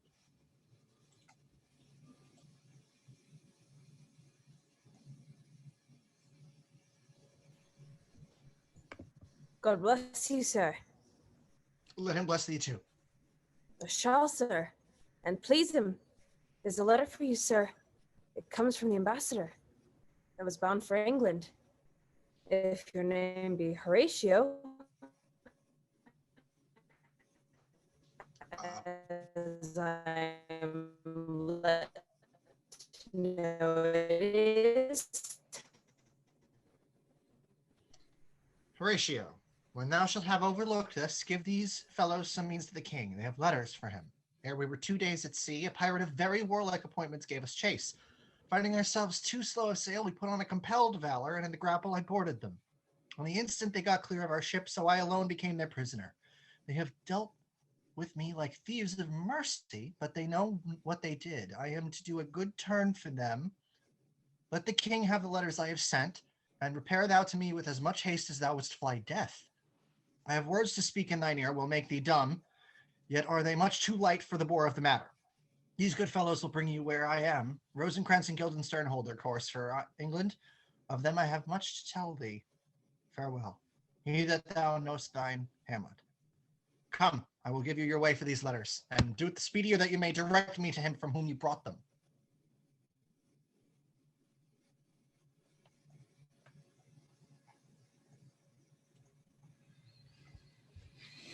Now must your conscience my acquittance seal, and you must put me in your heart for friend, since you have heard, and with a knowing ear, that he which hath your noble father slain pursued my life.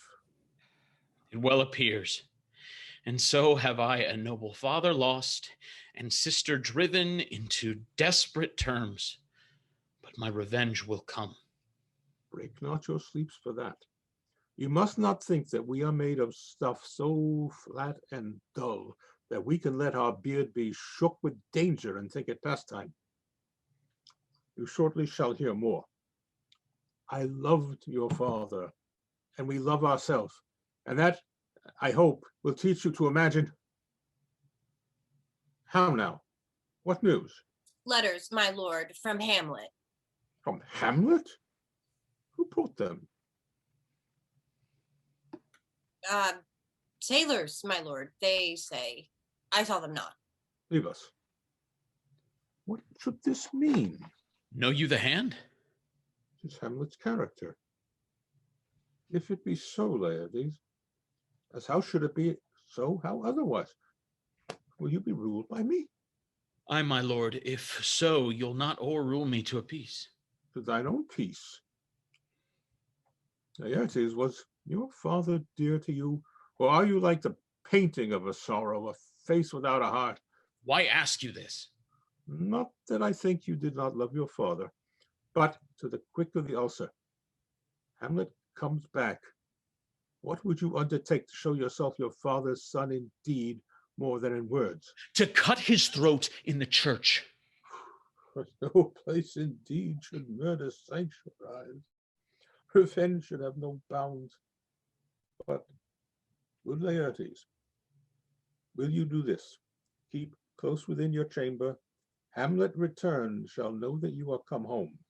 We'll put on those that shall praise your excellence with a rapier, bring you and find together, and wager on your heads. He, being remiss, most generous, and free from all contriving, will not peruse the foils, so that with ease, or with a little shuffling, you may choose a sword unbaited, and in a passive practice, requite him for your father. I will do it.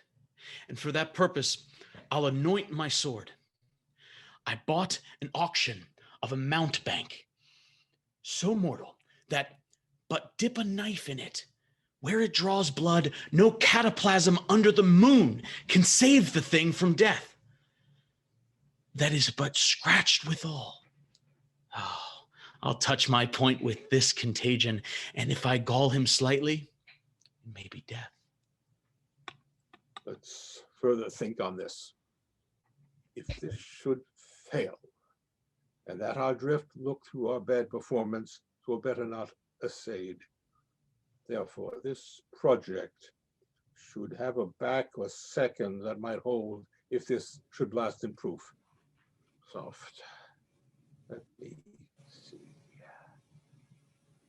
I had. When in your motion you are hot and dry, and that he calls for drink, I'll have prepared him a chalice for the nonce, wherein but sipping, if he but chance escape your venom stuck, our purpose may hold there. But stay, what noise? One woe doth tread upon another's heel, so fast they follow. The sisters drowned, Laertes. Drowned? Oh, where? There is a willow, grows aslant a brook that shows his hoar leaves in the glassy stream.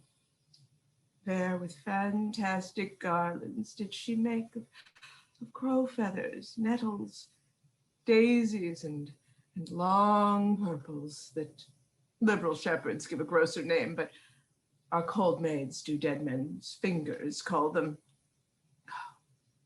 There, on the pendant boughs, her crowned weeds clambering to hang, an envious sliver broke, when down her weedy trophies and herself fell in the weeping brook. Her clothes spread wide, and mermaid-like a while they bore her up, but long it could not be, till that her garments, heavy with their drink, pulled the poor wretch from her melodious lay to muddy death. Alas then, she is drowned. Drowned. Drowned. Too much of water hast thou, poor Ophelia, and therefore I forbid my tears. But yet, it is our trick. Nature her custom holds. Let shame say what it will. Adieu, my lord. I have a speech of fire that fain would blaze, but this folly drowns it. Follow Gertrude. How much I had to do to calm his rage. Now fear I this will give it start again.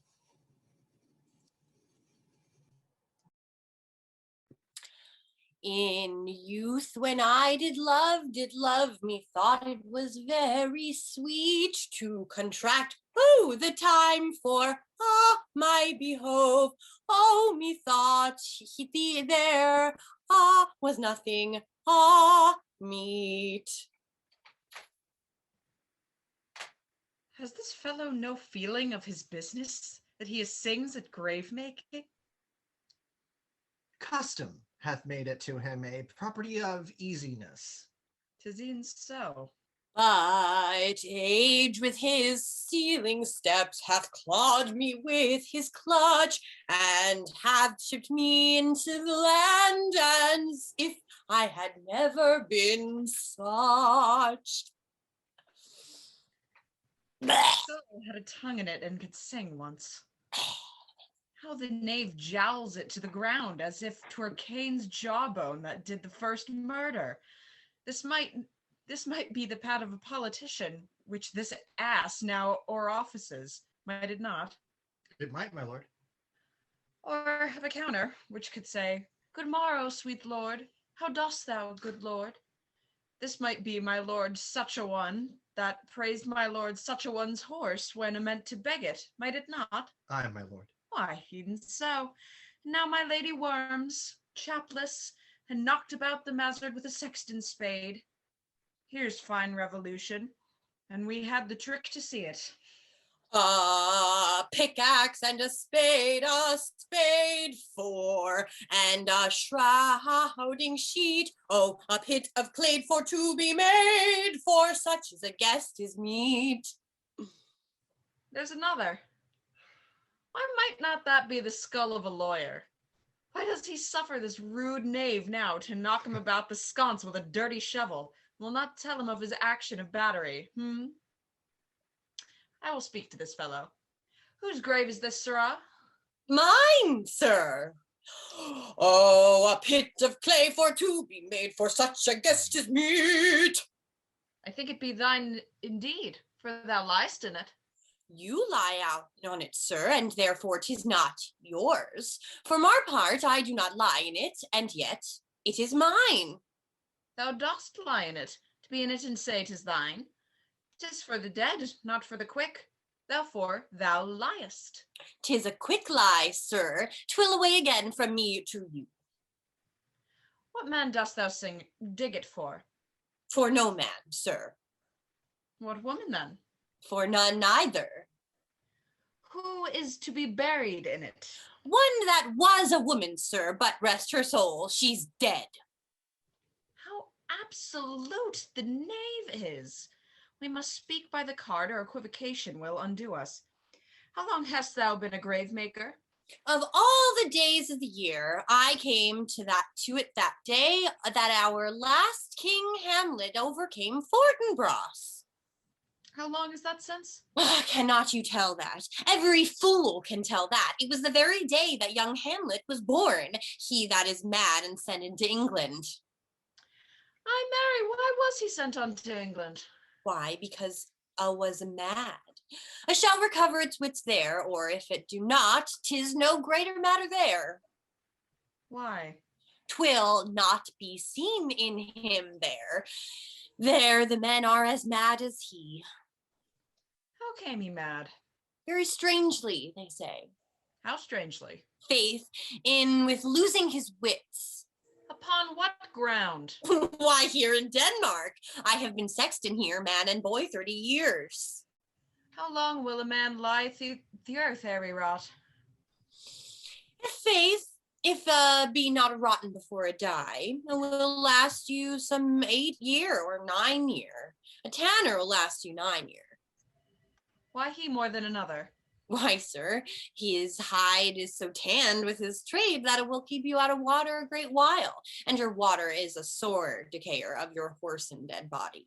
Here's a skull now. This skull has lain you in the earth 23 years. Whose was it? A horse and mad fellow's it was. Whose do you think it was?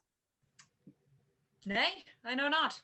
A pestilence on him for a mad rogue. I poured a flagon of Rhenish on my head once. The same skull, sir, was Yorick's skull, the king's jester.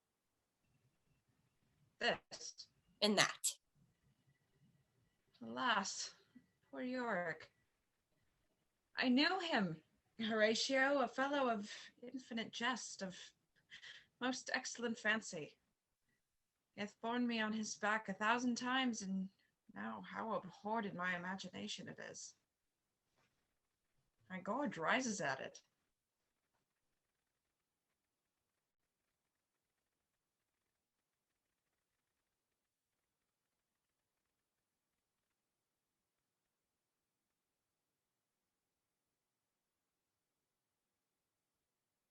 Now to mock your own grinning, quite chapfallen. Now get you to my lady's chamber and tell her let her paint an inch thick. To this favor she must come. Make her laugh at that. Prithee, Horatio, tell me one thing. What's that, my lord? Dost thou think Alexander looked to this fashioneth earth? E'en so. And smelt so? Pah. E'en so, my lord. To what base uses we may return, Horatio? Why may not imagination trace the noble dust of Alexander till it find it stopping a bunghole? Twere to consider too curiously to consider so. No, faith, not a jot. Alexander died, Alexander was buried, Alexander returneth to dust. The dust is earth, of earth we make loam. Of why that loam whereto he was converted might they not stop a beer barrel? Imperial Caesar dead and turned to clay might stop a hole to...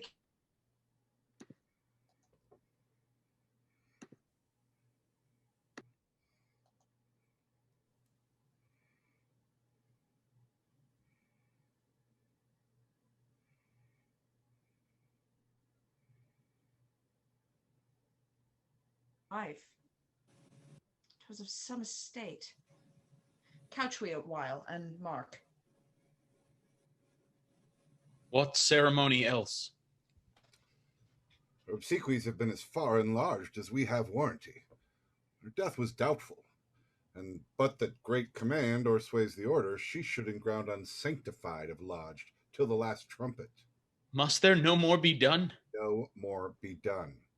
We should profane the service of the dead to sing sage requiem and such rest to her as to peace-parted souls. Lay her in the earth, and from her fair and unpolluted flesh may violets spring.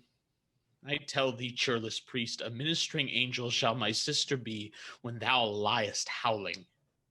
What, the fair Ophelia? Sweets to the sweet. Farewell. I hope thou shouldst have been my Hamlet's wife. I thought thy bride bed to have decked, sweet maid, and not to have strewed thy grave. Oh, treble woe, fall 10 times treble on that cursed head, whose wicked deed thy most ingenious sense deprived thee of. Hold off the earth a while till I have caught her once more in mine arms. Now pile your dust upon the quick and dead, till of this flat a mountain you have made to o'ertop old Pelion, or the skyish head of blue Olympus. What is he whose grief bears such an emphasis, whose phrase of sorrow conjures the wandering stars and makes them stand like wander-wounded hearers? This is I, Hamlet the Dane. The devil take thy soul! Thou pray'st not well. I prithee take thy fingers from my throat. Pluck them asunder. Hamlet, Hamlet! Gentlemen. Good lord, be quiet. Why, I will fight with him upon this theme until my eyelids will no longer wag. My son, what theme? I loved Ophelia. 40,000 brothers could not with all their quantity of love make up my sum. What wilt thou do for her? He is mad, Laertes. For love of God, forbear him. Swoon, show me what thou'lt do. Won't weep, won't fight, won't fast, won't tear thyself, won't drink up thyself, eat a crocodile. I'll do it. Show thou come here to whine, to outface me with leaping in her grave. Be buried quick with her, and so will I. Nay, in thou'lt mouth, I'll rant well as thou, but 'tis no matter. Let Hercules himself do what he may. The cat will mew, and the dog will have its day. This is mere madness. I pray you, good Horatio, wait upon him. Strengthen your patience in our last night's speech. We'll put the matter to the present push. Good Gertrude, set some watch over your son. An hour of quiet shortly shall we see. Till then, in patience our proceeding be.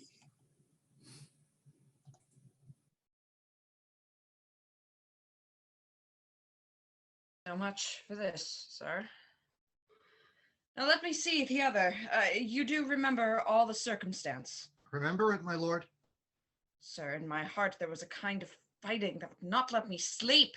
There's a divinity that shapes our ends, rough hew them how we will. This is most certain. Up from my chain in the dark groped I, fingered their packet, and in fine withdrew to my own room again, making so bold my fears forgetting manners to unseal their grand commission, where I found Horatio, oh, royal knavery, an exact command larded with many several sorts of reasons that on the supervised no leisure bated, no, not to say the grinding of the axe, my head should be struck off. Is it possible? Here's the commission. Read it at more leisure. But wilt thou hear how I did proceed? I beseech you. Being thus bedded round with villainies, I sat me down, devised a new commission, wrote it fair, an earnest conjuration from the king, as England was his faithful tributary, as love between them like the palm might flourish, as peace would still her wheaten garland wear, and many such like ases of great charge, that on the view and knowing of these contents, without debatement, further more or less, he should the bearers put to sudden death, not shriving time allowed. How was this sealed?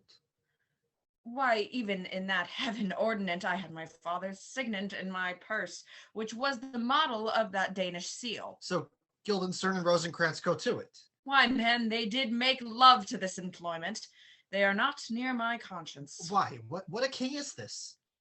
Does it not think thee, stand me now upon, he hath killed my king and whored my mother, popped in between the election and my hopes, and with such coxnages is not perfect conscience to quit him with this arm. It must be shortly known to him from England. What is the issue of the business there? It will be short. The interim's mine. I am very sorry, good Horatio, that to Laertes I forgot myself, for by the image of my cause I see the portraiture of his. I'll court his favors, but sure the bravery of his grief did put me into towing a passion. Peace. Who comes here? Your lordship is right. Welcome back to Denmark.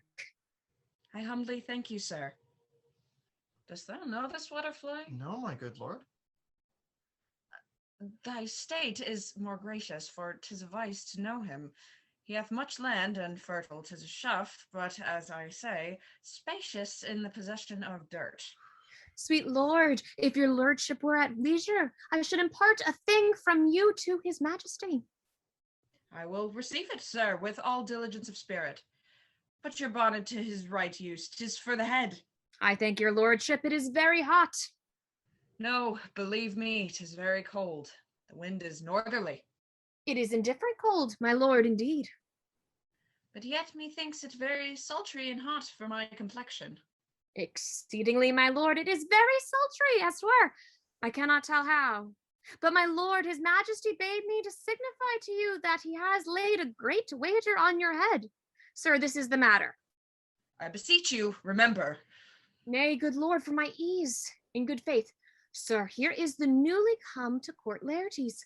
Believe me, an absolute gentleman, full of the most excellent differences, of very soft society and great showing. Indeed, to speak freely of him, he is the card or the calendar of gentry, for you shall find him in the continent of what is part of a gentleman would say. Sir, his definement suffers no perdition in you, though I know to divide him in inventorially would dazzle the arithmetic of memory, and yet in the verity of extolment I take him to be a soul of great article, to make true diction of him, his semblage in his mirror, and who else would trace him, his umbrage, nothing more. Your lordship speaks most infallibly of him. The consonancy, sir, why do we wrap the gentleman in more raw breath? Sir? What imports the nomination of this gentleman? Of Laertes? His purse is empty already. All its golden worlds are spent. Of him, sir. I know you are not ignorant. I would you did, sir. Sir, you're not ignorant of what excellence Laertes is. I dare not confess that, lest I should compare with him. I mean, sir, for his weapon. What's his weapon? Rapier and dagger. That's two of his weapons. But well. The king, sir, hath laid, sir, that in a dozen passes between yourself and him, he shall not exceed you 3 hits. He hath laid on 12 of 9, it would come immediate to trial, if your lordship would vouchsafe for the answer. How if I answer no? I mean, my lord, the opposition of your person in trial. Sir, I will walk here in the hall, if it please his majesty, let the foils be brought, the gentleman willing, and the king hold his purpose. I will win for him, and I can. If not, I will gain nothing but my shame and the odd hits. Shall I redeliver your enso? To this effect, sir, after what flourish your nature will. I commend my duty to your lordship. Yours. It does well to command it himself. There are no tongues else return. You will lose this wager, my lord. I do not think so. I shall win at the odds, but thou wouldst not think how ill here about my heart, but is no matter. Nay, good, my lord. It is but foolery. If your mind dislike anything, obey it. I will forestall their repair hither and say you are not fit. Not a whit. We defy augury. There's a special providence in the fall of a sparrow. If it be now, 'tis not to come. If it be not to come, it will be now. Be not now, yet it will come. The readiness is all. Let be.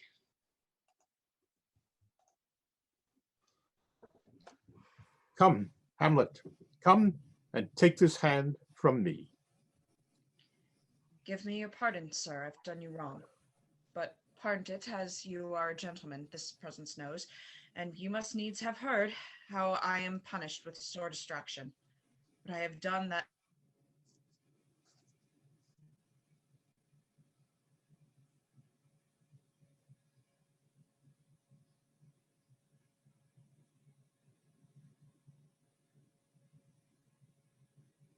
Hurt my brother.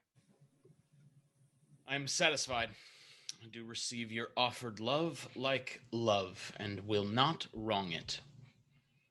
I do embrace it freely, and will this brother's love rager frankly play? Give us the foils, come on. Come, one for me.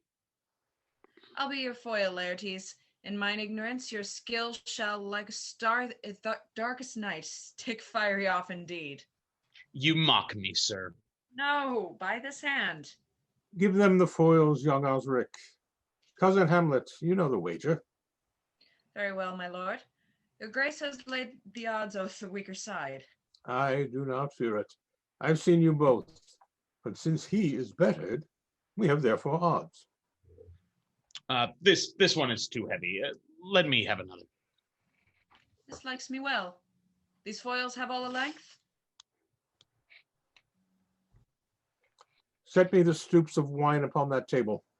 If Hamlet give the first or second hit, or quit in answer of this third exchange, the king shall drink to Hamlet's better health, and in the cup an union shall he throw, richer than that which 4 successive kings in Denmark's crown have worn. Give me the cups. Now, the king drinks to Hamlet. Come, begin. And you, the judge, bear a wary eye. Come on, sir. Come, my lord. 1. No! Judgment? A hit, a very palpable hit. Well, again. Say, give me drink. Hamlet, this pearl is thine. Here's to thy health. Give him the cup. I'll play this bout first. Set it by a while. Come. Another hit! What say you? A touch, I do confess. Our son will win. Oh, he's fat and scant of breath. Here, Hamlet, take my napkin, rub thy brows. The queen carouses to thy fortune, Hamlet. Good madam. Gertrude, do not drink. I will, my lord.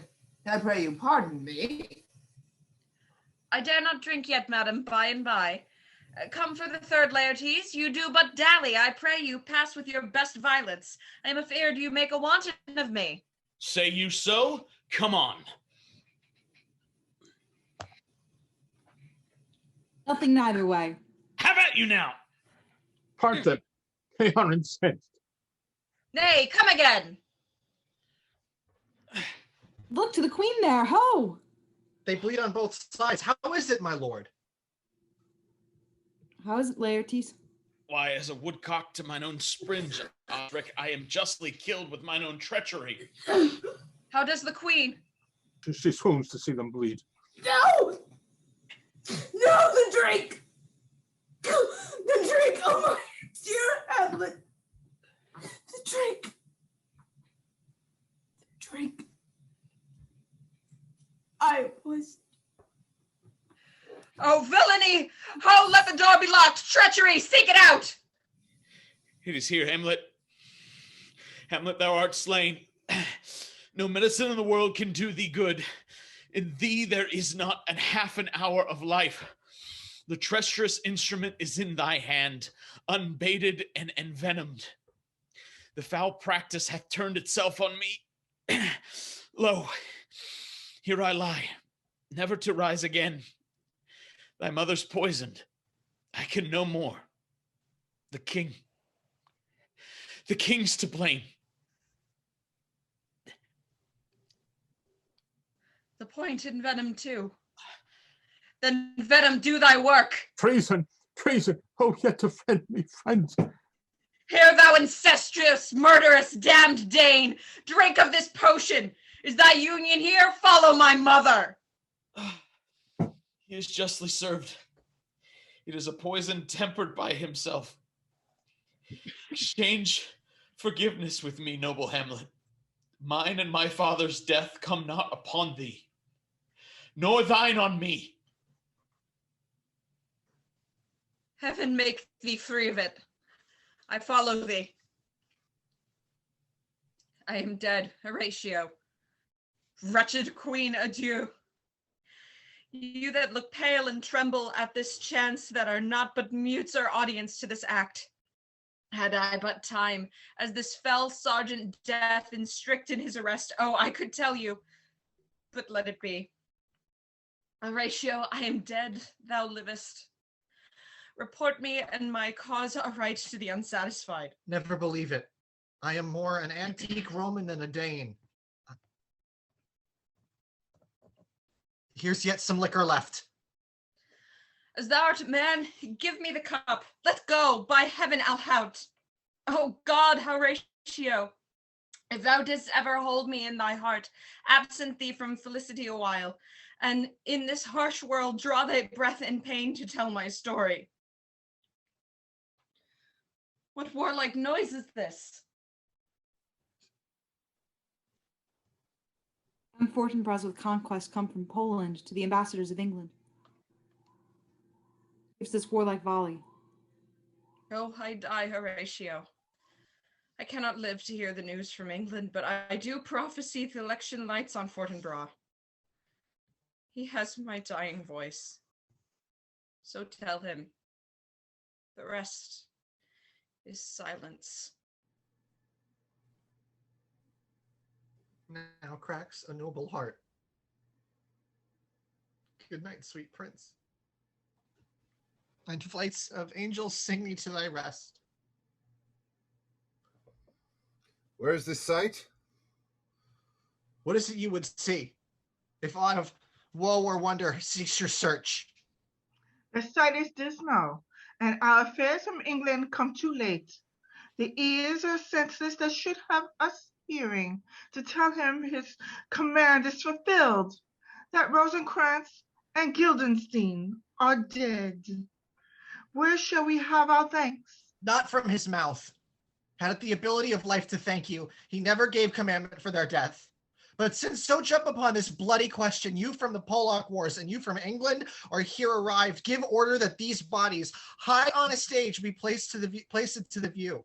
And let me speak to the yet unknowing world how these things came about. So shall you hear of carnal, bloody, and unnatural acts, of accidental judgments, casual slaughters, of deaths put on by cunning. All this can I truly deliver. Let's haste to hear it, and call the noblest to the audience. For me, with sorrow I embrace my fortune. I have some rights of memory in this kingdom, which now to claim my vantage doth invite me. Of that I shall have also cause to speak, and from his mouth whose voice will draw no more. Take up the bodies. Such a sight as this becomes the field, but here shows much amiss.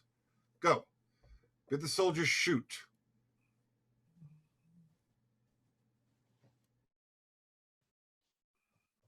The end. Yay.